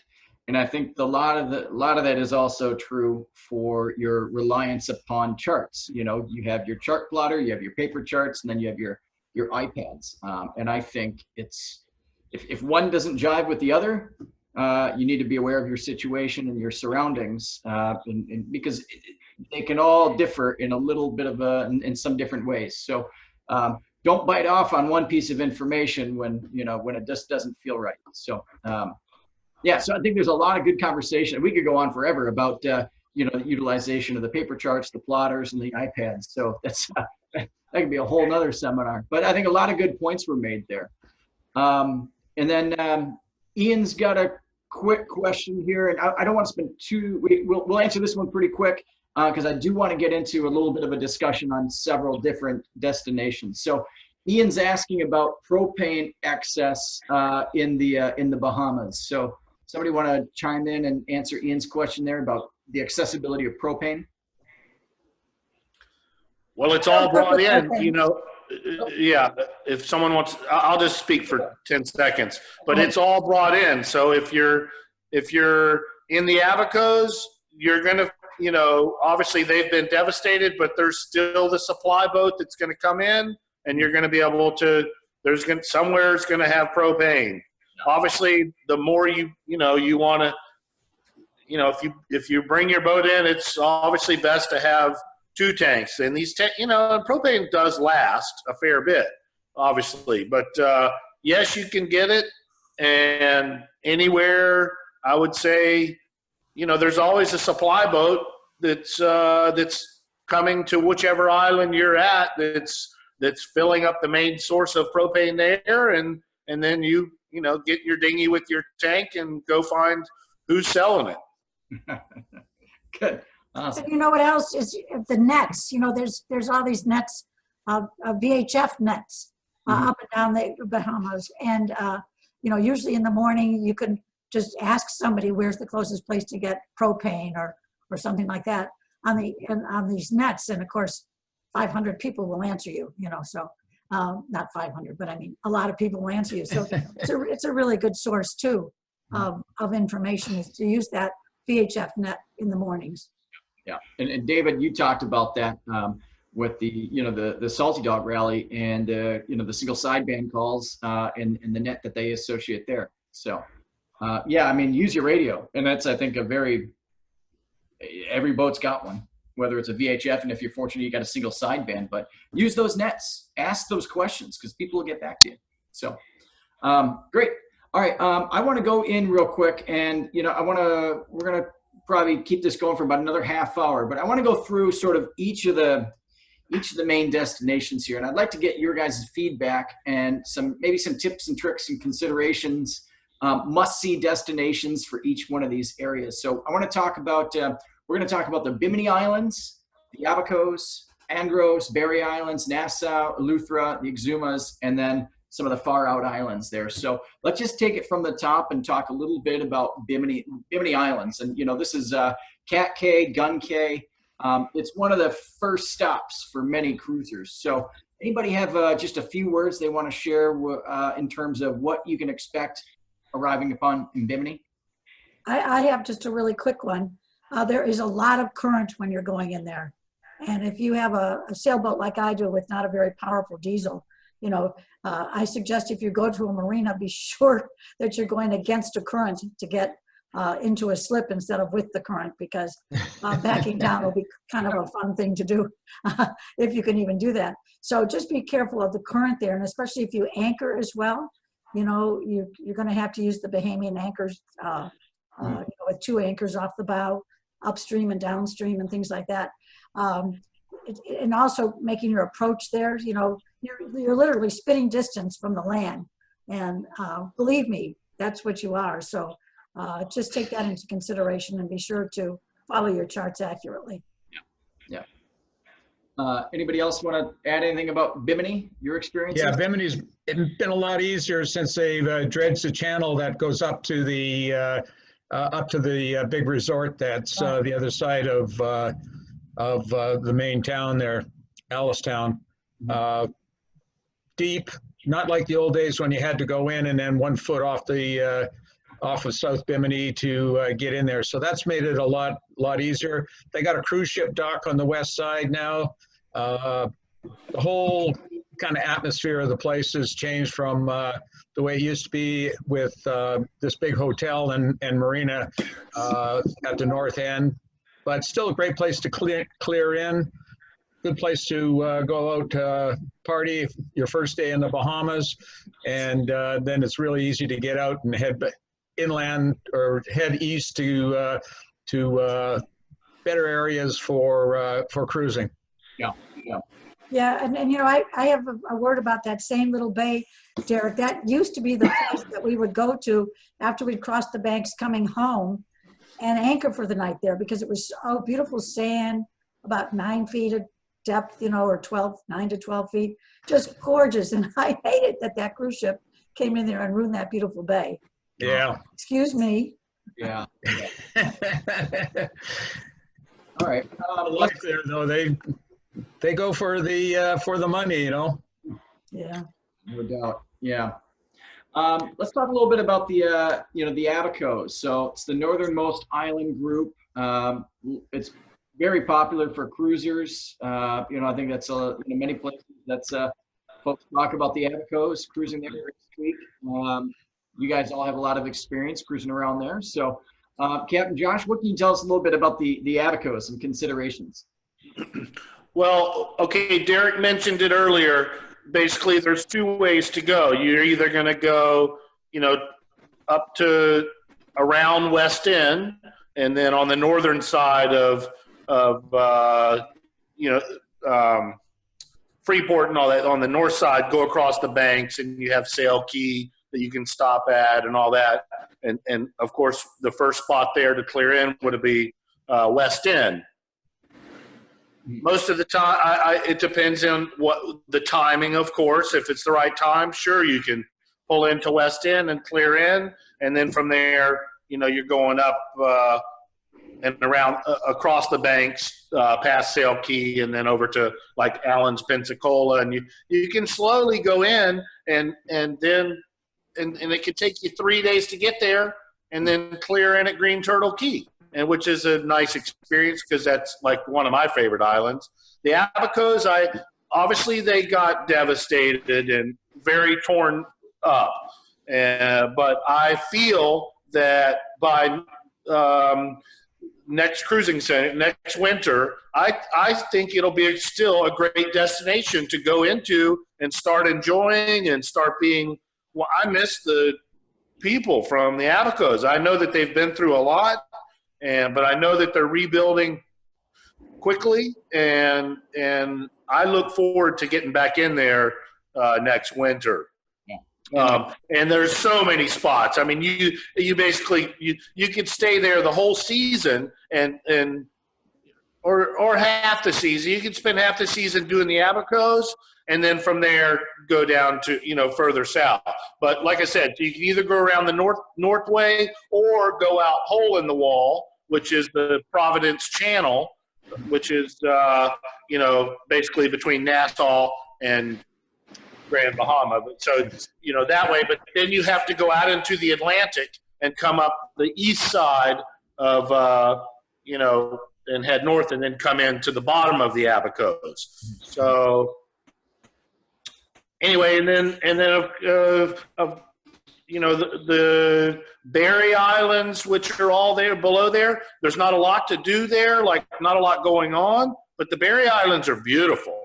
There's so much. There's they've got the Blue Hole and little spots to anchor, but not a lot of socializing and restaurants and all that. But the Berry Islands are beautiful and they're close. And then of course the Exumas are all just fantastic. The outer islands are all great. Once you start getting down a little bit further south, it gets a little bit more. It's beautiful, but it gets a little bit more rustic when you get south of, say, Long Island. You got Flying Fish Marina and Clarencetown and all that. And once you go past that into like Little Inagua, Greater Inagua, and all that, to me, it gets a little bit more. You're further out of control. You got to watch yourself a little bit more. Another good thing about the Abacos, though, is that it's got the most 360-degree protected harbors. And so if you're cruising there in the wintertime when these cold fronts are coming through, you have places like Black Sound, White Sound, at Green Turtle Key. You've got Great Guana Key, which was got a protected, two protected anchorages. You've got Man of War Key with two harbors, the Eastern Harbor and the downtown. You've got Hopetown, which is 360 degrees. You've got, all kinds of different wonderful 360-degree protected places. And if you know a cold front is coming and that wind is going to clock around from east, to south really quickly and then north and then back around to the east, it's really good to be in one of those holes, like Little Harbor down at the very bottom of it. When we are there in the wintertime, we take, caution in anchoring in advance of a cold front. And you don't even have to listen to a weather report. As soon as that wind comes out of the south, you will know there's a cold front coming. So that's when we hightail it someplace where we're going to get good protection from the southwest, northwest, and north. So that's another reason I really like the Abacos. The Abacos are the best. I love the Exumas, and the Exumas are they're different because it's quieter and there's not as many bars and restaurants and so, all of that kind of stuff. And the water is probably it's a little bit more blue and clear, than the Abacos. But but the Abacos, in my mind, I think are the sweetest spot. I mean, they're you know, there's like Pam says, there's so much protection, and you know, it's so close, and it's just it's the most wonderful cruise. I think there's so much. I want to get I David. have to agree. Yeah, and I wanted to get David's take on this because David, I think you more so than most. Oh. Well, you got you there, David? You sound like a robot. Oh. Can you hear me? Mic check. 1 2 1 2. Can you hear me? Oh, I got you. Yep. You got me? Yeah. No, I would have to agree with Capt Josh and everybody else that everyone talks about the Exumas, and I've been there, and it's really wonderful. But the Abacos, there's something special about them. There was, and hopefully still will be. My wife and I love them so much that we decided to get married there at Abaco Beach Resort, and it's a place you could spend the whole season exploring all the little islands. I mean, they're just wonderful communities. You turn on the VHF in the morning and you find out what's going on.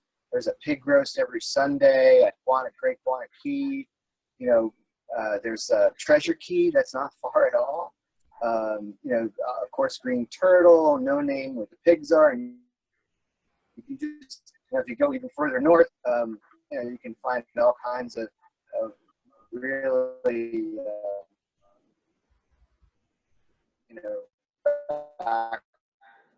water anchorages, and then if you go south, and you've got Hope Town, which is a very, very unique island, and super just these quaint houses, and you got great you're not looking at, I was going to say great nightlife in a lot of these places, beach bars and have the parties and drink specials. People, you can day sail, you can spend a couple nights at one island, then go back to your main marina or your main anchorage, and you could just keep bouncing around for months, and it's all in the protected Sea of Abaco, and we fell in love with it, and I just I can't wait to get back. Special place for you guys. Yeah, we did like Eleuthera. Harbor Island was cool. The beaches are incredible there. It's really, really, really nice. But it's Harbor Island, and then you can just kind of go over to Spanish Wells, and that's kind of it. It's not a spot where you want to stay all season. The Abacos gives you the ability to do like a couple of hours, and it's like a mini BVI, I think. So Yeah. We'll be back. We'll be back. That's right. So not to mention it has the Abaco. Yeah. The Royal Marsh and all those fine folks. And the Salty Dogs. You're sounding a little bit like a robot. We're losing party there. We're losing your signal. Get a whole week of activities. Yeah. Oh, cool. Dogs. I have a week of activities planned. Uh-oh. You got me? Test. What I was saying was we do a week of activities, restaurants, bouncing around all the different places, beaches, places to see, and we do a big arrival dinner. So I schedule all that stuff. So it's a lot of fun. We know a lot of locals. Locals are fantastic. Later, David, I'd like you to send me some information on the Salty Dog Rally so I can send it to the attendees here. Sure. I have a whole itinerary, and I have my whole presentation from last season, so I can forward that to you. That'd be great. And I'll make sure everybody here gets it. So, all right. Let's talk a little bit. Let's talk about the Andros. We haven't talked too much about, it's obviously it's the largest island in the Bahamas. So, Derek, you want to tell us a little bit about the cruising around the Andros? Before we leave that, before Derek comes on with that, could I just put out a quick word about the Abacos? Absolutely. They need our help. Yeah. They need our help. And they don't need 5,000 diapers anymore. They need money to buy the proper things. They need to buy bulldozers, and they need to buy plywood. They need to buy roofing material. And I've been helping try to get as much over there as we can. In the very beginning after Dorian, there was so much activity, but it's all tapered off. It's all gone away. And they're still just cleaning up. They haven't even started to rebuild yet. And the hub of Abaco, you know, Hopetown, Marsh Harbor, Man of War, Green Turtle Key. My friends' boats are still 150 feet up in the mangroves and things like that. So if anybody wants to, who's listening to this wonderful webinar, please, please, if you want to donate something, contact me at pam@pamwall.com. And what they really, really need is money so that they can purchase the right things to make those islands as gorgeous as they were before Hurricane Dorian. Thank you, Josh. Thank you. I wanted to interrupt, but. No, that's a fantastic point, because I know right after the hurricanes, you know, David, you were a big part of that. You were putting together, you know, donation links and such. So if you've got a good donation link, send it to me, Pam, and I'll make sure, again, I get that out to everybody. Yeah. Thank you. Yep. Derek, over to you. All right, Derek, you want to talk us a little bit about the Andros? Yeah, Andros, basically when you get off the banks coming across from Bimini, you're going to, the first place you're going to see on Andros is Morgan's Bluff, which is also a place you can clear in. And then running down the east side of Andros is the third longest barrier reef in the world. And a lot of skinny water inside the reef, but you can get down to Fresh Creek in the Middle Bight area. I've found that the diving is fantastic in Andros, but man, that place has got some bugs, and it's a different place. It's probably the least visited of all the Bahamian Islands, although it's the biggest one. It has its own interesting characteristics, own style of people that are kind of different than the rest of the Bahamas, because they're less visited. But there's some great anchorages in behind the reef. There's marinas at Fresh Creek. There's an airport at Congo Town. Interesting place, but kind of off the beaten path. If you like diving and feel adventuresome, then I would say that would be a good place to check out. You just go down the tongue of the ocean, and you can go as far as you want along there. You're going to have reef from just outside of Morgan's Bluff all the way down. And then if you find that you've had enough, you go straight across the tongue of the ocean and you're into the Exumas. There you go. Speaking of which, let's talk a little bit about the Exumas. And Captain Josh, I know that's one of your you've had a lot of fun down playing around in the Exumas. In fact, you were down there with I think you took the Halbert Rossi 62. I didn't take that one, but I've taken many others. But the whole chain of islands, Hybrid Key and Normans, and there's so many of them that each one of them deserves Wardrick Wells and Compass Key. Compass is one of my favorites. It's beautiful. There's, and then Staniel Key, and a lot of the boats now are starting to, in the wintertime, group at Big Farmers Key, which is I'm on the north side of Staniel. So they have Staniel for groceries and all airport, because there's, airport wise, they're kind of spread out there once you get south of, in the Exumas, there's some small private ones, but there's not a lot of spots to fly out of very easily. That whole chain of islands is great.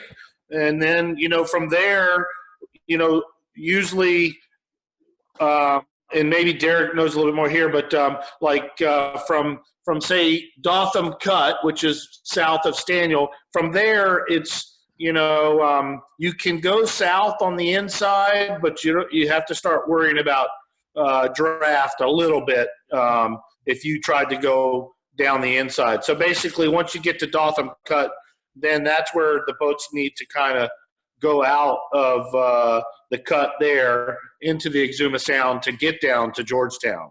You know, and then Georgetown, there's, you know, is obviously a huge famous place now where lots of boats go, and they, you know, and there's space for everyone to anchor, and it gets a little crowded, sure, but they all have so much fun together, you know.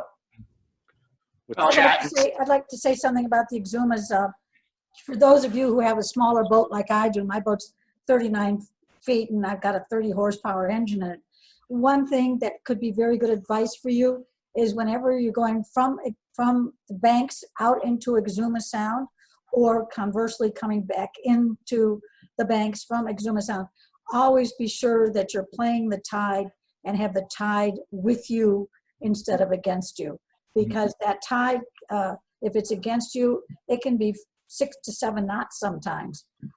It's pretty hairy going out of some of those cuts when there's a strong easterly wind coming on, and you're going out with the outgoing current, and then you have all these stand-up waves that are so scary, and you think, I'm not even moving because of these waves, but you're being shot out. Let me tell you, you are going out so fast with that current. But the waves are unbelievably steep and short, and it's I tell you what, the first time it's pretty tense the first time you do it, and then after that it's just a piece of cake. But always, if I was if I was going to give some advice to anybody who doesn't have a very powerful engine, I would always say, play the tide and go with it, going out or coming into, you know, flood tide coming in, ebb tide going out of those cuts, because they can be wicked, let me tell you. Good solid advice, spoken from some experience. Let's see here. So, want to talk a little bit about the further out islands, you know, for the little bit more adventurous type. Derek, you want to talk to us a little bit there? More Derek Wells, and I'm bringing you in here. I think you. Yeah, once you get out of what they call Chicken Town, which is Georgetown in Exuma, you got Long Island, you got Calabash Harbor, you've got Conception Island, Rum Key, San Salvador, if you're going to make the crossing down to the Virgin Islands, Southern Long Island, Auckland's, Crooked Island, some great anchorages down there. A lot more, I would say, better in the more the summertime or after cold front season, because some of them are really exposed to the northwest. You got Savannah Keys down there, Iguana, Little Iguana, and the Gementos, which are really unexplored. You once you get down to Crooked Island and that area, you're back into the trade winds again, and less affected by the cold fronts during the winter.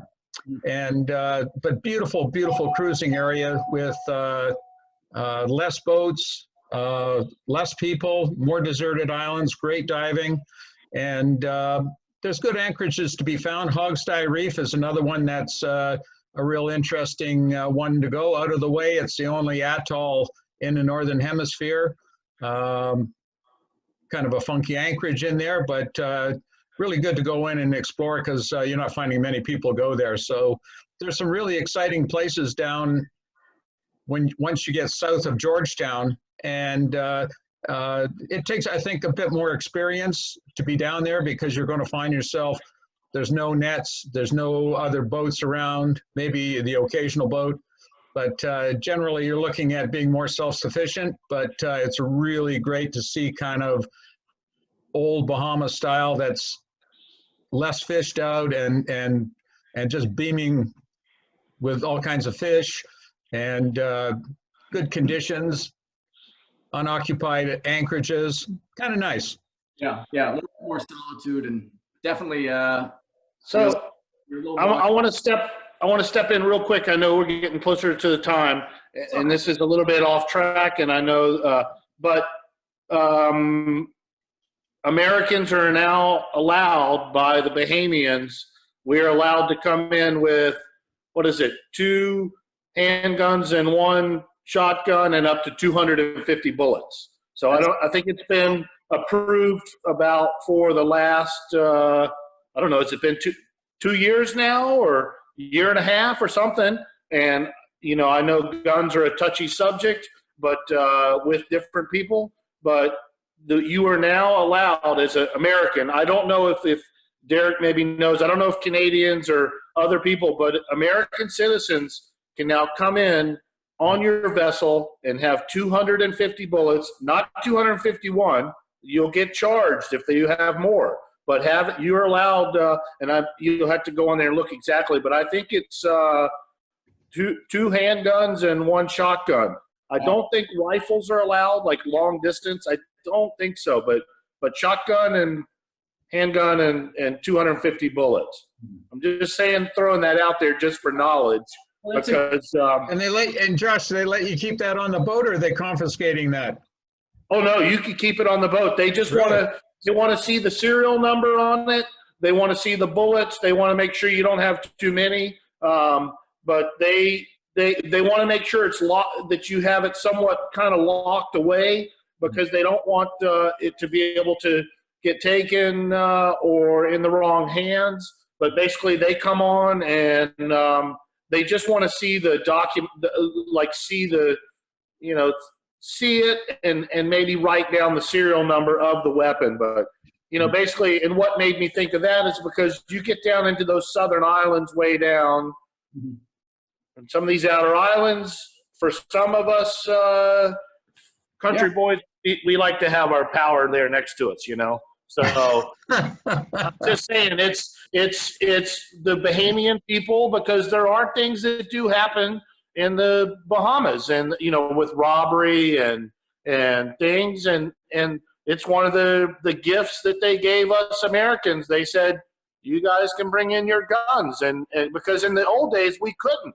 They would take them away, or you had to say, oh, it's a line launcher, it's not a shotgun, it's a line, but those days are over. You can come in and have firepower with you on the vessel for safety. Yeah. And I think that's a question we get a lot. So I'm going to touch on a couple other real quick questions that we've got from the audience. And then I want to move it into just doing some closing remarks from everybody. So let me get to these questions here. Can I just say something really quickly? Why Derek called Georgetown Chicken Harbor? Yes.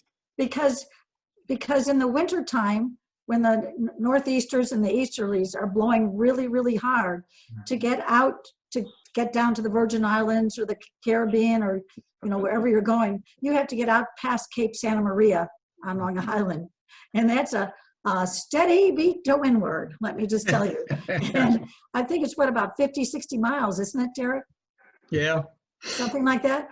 So that's why it's called Chicken Harbor, because what happens is people come down the Exuma chain, think they're going to go to the Virgin Islands or to the Caribbean, and then get stuck there all winter long because it's blowing 20 knots, 25 knots out of the east, and Cape Santa Maria is due east of there, so I just think that's kind of a funny thing. And by the way, Josh, we have never carried a firearm in the Bahamas, but we have one great big 35 millimeter very pistol that if that was ever put in your face, it looks like a gun that's got a bullet in it that big, but we've never ever had to worry to ever have an occasion. I understand. I do. Yeah. I'm just saying that. Okay. No, that's a very valid point, and I think everyone's going to take their own approach to it. Sure. Certainly. So, all right. Grant has a question here. Says, please comment on going into Hopetown Harbor with a 6+ foot draft. So easy. No problem. Yeah. No problem. Go in with the tide. Play the tide. Yeah. Yep. And I think that applies in a lot of areas throughout the Bahamas. Treasure Key. Yep. Yeah. Right. You've got a lot of experience having sailed your boat there. So, I think it's 7.5. take some planning, take some preparation in knowing the tides. Yeah, but the shallow part is approaching. To go. It's not a. Oh, you sound like a robot, David. All right, sorry, buddy. You sound like a robot. All right, so Donald asks, did Hurricane Dorian change the sea bottom and the chart still useful for identifying sandbars? I mean, yeah, absolutely. When Hurricane Dorian came through, as any storm will. And it doesn't often take much storm energy to move the sea bottom. So yeah, there's definitely been some changes. You know, I would definitely have updated charts, especially if you're going to start getting into some skinny waters. So A lot of garbage too that's still in the harbors, and you know, stuff from the hurricane that was blown offshore or whatever. absolutely. Absolutely. I think the biggest thing is to get on the VHF and get some local knowledge. Yeah. And Yeah. don't ever say, can I take 6 feet through there? Say, how many feet can I take through there? Don't ever say 6. Oh yeah, man, 6 feet. No, man. You know, No problem, man. no problem, man. But say, how many feet can I take through there? You know. Advice. Very sound advice. Let's see here. And then Bruce had a question here. I think that was Bruce. About insurance. So I know we've fielded a lot of questions from clients regarding insurance that's been largely affected by the previous year's storm season. I know lots of folks have gotten cancellation notices from Pantaneous. Some are going to be more amicable to cruising boats in the hurricane belt than others. I know Geico has been one that's a lot of folks have transitioned to. My best advice would be working with an insurance broker, contact them and start the conversation in cancellation notice. I work with Kate Murphy quite a bit. She's done a lot of work for our clients. I'm happy to provide recommendations for insurance, but just know there's definitely been some more cancellations out there. Geico seems to be a popular one for a lot of folks. Does anybody, you guys have any comment on insurance wise? Because I know you. I do. I have some bad news. Bad news. We don't like. Yeah, I've been insuring with the Gowrie Group, IMIS, out of Annapolis for probably 15, 20 years. And because I'm a resident of the state of Florida, I've always been able to get tropical storm hurricane coverage because I'm a resident of the state of Florida. This year, they're not insuring anybody for hurricanes or tropical storms. And it's not them, it's the underwriters of the insurance policy. Yeah, it's the underwriters, it's not the insurance right. brokers. Yeah. So, all right. Well, does anybody, let me just bring up the Brady Bunch view here. Does anybody have anything they want to add to the group here, or any closing remarks? I'll just go around here. Let me start with Derek. If you want to just kind of, let's wrap it up and just let us know what your closing remarks are and your final points of advice for everybody. Well, I agree with Pam and Josh. There's no place like the Bahamas that's 50 miles away. I've sailed all around the world, and to find a place with cleaner water, nicer people, great beaches, and just a really good atmosphere, good social bunch of yachties that are over there. It's really a really hard place to beat. Easy to get to. Once you learn how to navigate around the area, it's just really hard to beat. Great anchorages. You can sail halfway around the world. You're not going to find a place that's equally as nice and so close and so friendly as the Bahamas. I'd recommend it to anybody. As a broker, I'm finding that a lot of people, I want a boat that draws less than 5 feet so I can go to the Bahamas. Well, as we've discussed, you can go and enjoy the Bahamas with whatever depth that you have, depending on your skill, of course, and your planning. Those two things are really, really quite important. And the fact that, you've got 6 foot in a possible boat that you're thinking of buying, but you don't want to buy it because it draws 6 feet, I don't think that's a really valid point, because you can really enjoy the cruise in the Bahamas with 6.5 feet like Pam's boat. My boat's 6 foot and never really had any problem. Josh has taken that boat with 6'8", and I've had 7-footers over there. So you get restricted a little bit maybe with a deeper draft, but in the Sea of Abaco, you're pretty much, you can go wherever you want to go. You might have to anchor out a little bit farther. And one point, the Walker's Key area, they're building a new marina in there, and that's going to be opening up again. I'm not sure where, but they've got a whole development going on there. Back in the day, Walker's used to be where they did the shootout between the Bertrams and the Hatteras, and it was a great area right on the edge, great fishing, great diving. So that area is going to be opening up again, and Grand Key and Double-Breasted and all that area that gets less travel to is going to start opening up into a great new cruising ground that was an old cruising ground before, but it's coming back again. So that's something really good for the Bahamas. Great. Thanks, Derek. Appreciate it. Captain Josh, man, my favorite captain. Well, I think Derek pretty much just said it all. I mean, yeah, for all of us, let's keep moving forward to, make our lives better and get into the Bahamas as much as we can. The Abacos are, they'll be up and running for next season. To go in there, I think is going to be very comfortable for all of us. And to go in there and even lend a helping hand. Obviously, at the moment, the Bahamas are all shut down. You're not even allowed to get off your boat and go ashore. But hopefully all of this will go in a more a better direction in the near future. But, yeah, I mean, like Derek and like we've all said, the Bahamas are the best. And I look forward to seeing you all over there. That's right. And, Josh, I want to put in a shameless plug here for you.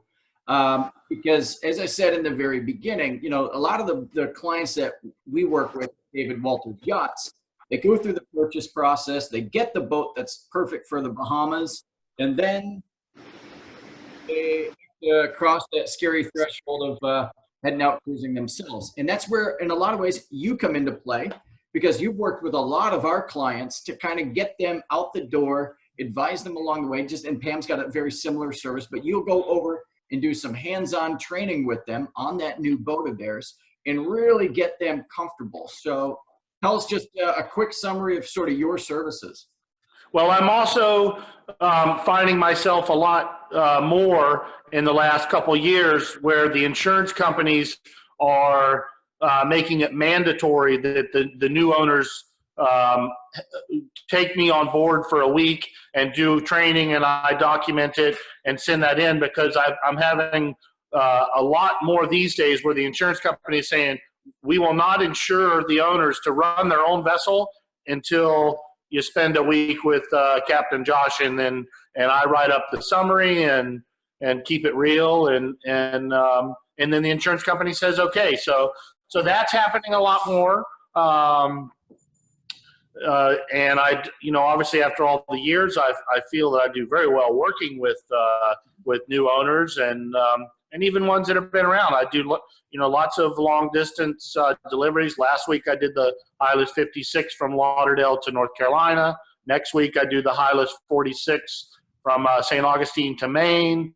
Then I do the Hylas 63 from Lauderdale to Annapolis. So I'm continuously doing yacht delivery.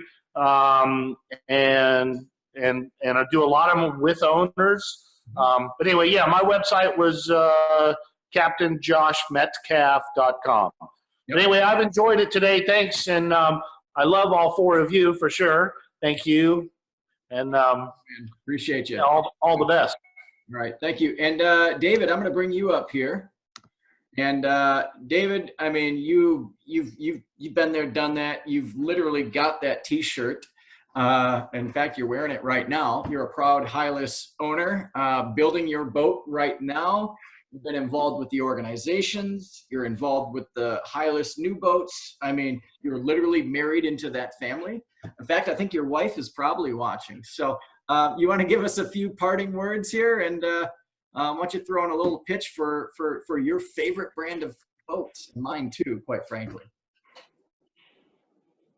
Oh, let's see if we can hear you. I think you're muted. I'm going to unmute you. There we go. I said, Josh, it is my favorite brand. Is it working? Can you hear me? I think we heard a dog bark somewhere. Oh, yeah. I was like, is that me?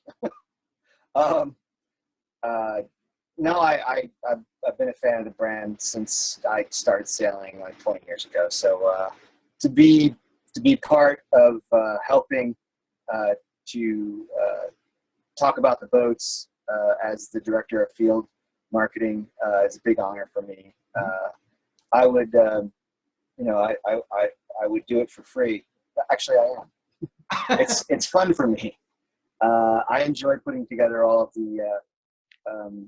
the rendezvous with you and getting Hylas involved in the rallies and sponsorships, and then and being in the field, which means sailing the boats, meeting all of our owners.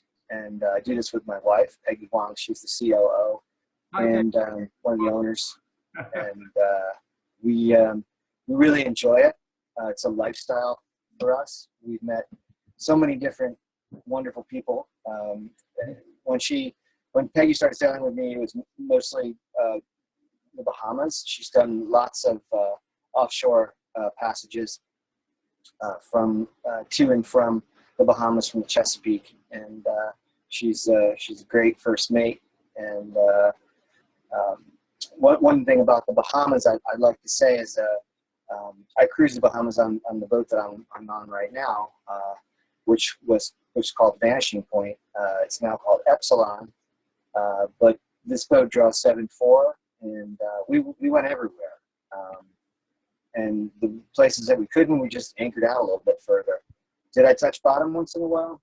Sure, it happens. It's just sand, really, for the most part. I've gone to the Caribbean, the Eastern Caribbean with this boat as well, and on other boats. In my old boat, I've probably spent 6 or 7 seasons in the Eastern Caribbean, Virgin Islands, Grenada, Dominica, all up and down the chain. And I always, get to the Bahamas at some other day. But boy, am I so glad. I was actually going to go the first season. I went to Dogs, but I met my wife, so I decided to keep it local, and I went to the Bahamas. And the first thing we experienced was the West End mosquito massacre, or gnat massacre, and that almost ruined everything. My wife was covered with bites. It was not cool. Well, you've had a. I thought she'd never come back. Yeah, but we got through that, and the Albatross, we never got bit at all. In the places that we went, we anchored out 7.4 draft, and I ended up loving it more than the Eastern Caribbean, and that became our spot together, which is why we decided to get married there. We loved it so much, and I always kind of passed over it, like, it's just the Bahamas. Well, the Bahamas it's a jewel. Mm-hmm. And I know, because I can compare it with a lot of different places, and the people there are fantastic. And it's like going back to the 70s, and I guess in the Eastern Caribbean, where things were a lot less touristy, and it gets a little cold there sometimes, but whatever. You never have to. Oh, one of the biggest things: cruisers on a budget. I didn't have to run my AC, and I am an AC hog. I will run it if I am the slightest bit hot. And in the Caribbean, my AC bills were like $400 a month or more.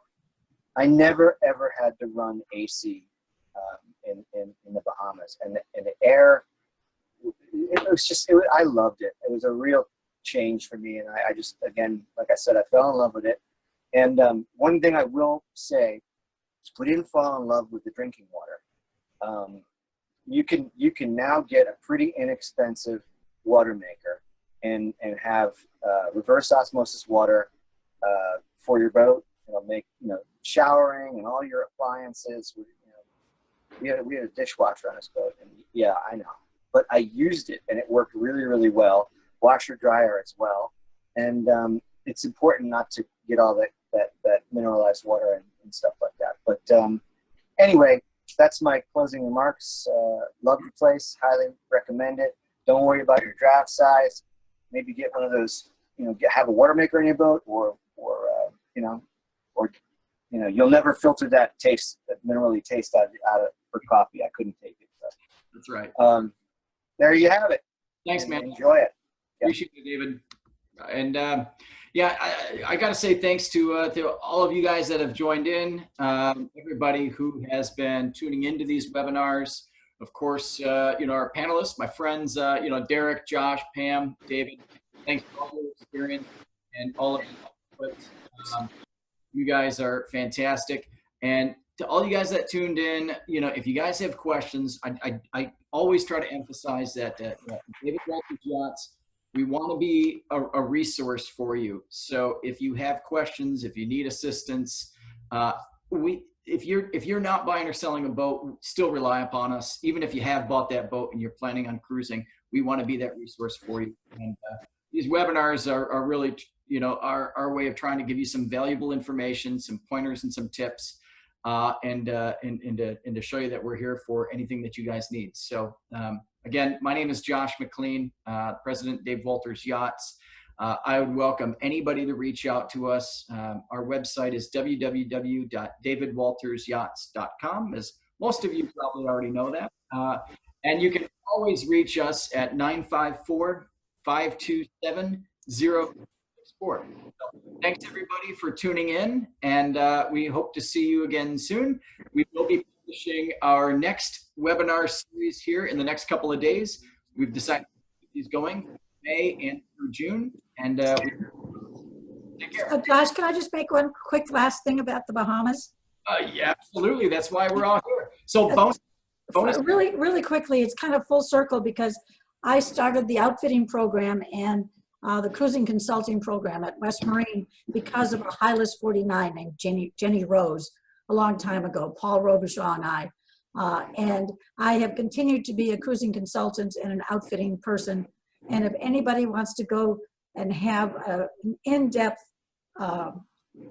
tour of the Bahamas for whatever boat that they have, that's my specialty to La Maison here. I have my brochure I can send to you. Just write to me at pam@pamwall.com. And I have helped so many people cruise the Bahamas from top to bottom. And it's so much fun for me because it takes me back to the Bahamas to be able to do that. So anybody who wants to do that with me, please feel free to write to me. And Josh, I want to thank you for having this webinar. And I want to thank Josh Metcalf for doing all kinds of wonderful last minute deliveries for me that I need to have done. And Derek, what can I say? We've been friends forever, and it's so wonderful to be aboard with you. And David, you've got yourself involved with a wonderful, wonderful company, wonderful boats. And if there's anything I can ever do to help promote what you're doing with the Salty Dog or with I would love that. Thank you. Yes, we must talk. It's amazing to make your acquaintance over a webinar. I don't think we've ever met, but it's a pleasure meeting you. And I will definitely write to you because I want to know more about the Bahamas. I'm a believer now. I love it. I love it. I can't wait to get back. I can't wait to get back with our new boat. And Josh, don't forget to bring ice. Ice. All right. Yes. Bring ice. I will. The ice maker it needs a couple of more hours. All right, guys. Thanks everybody for joining in. We've had a lot of fun doing this, and we hope you'll join us again for our next webinar. Take care, everybody.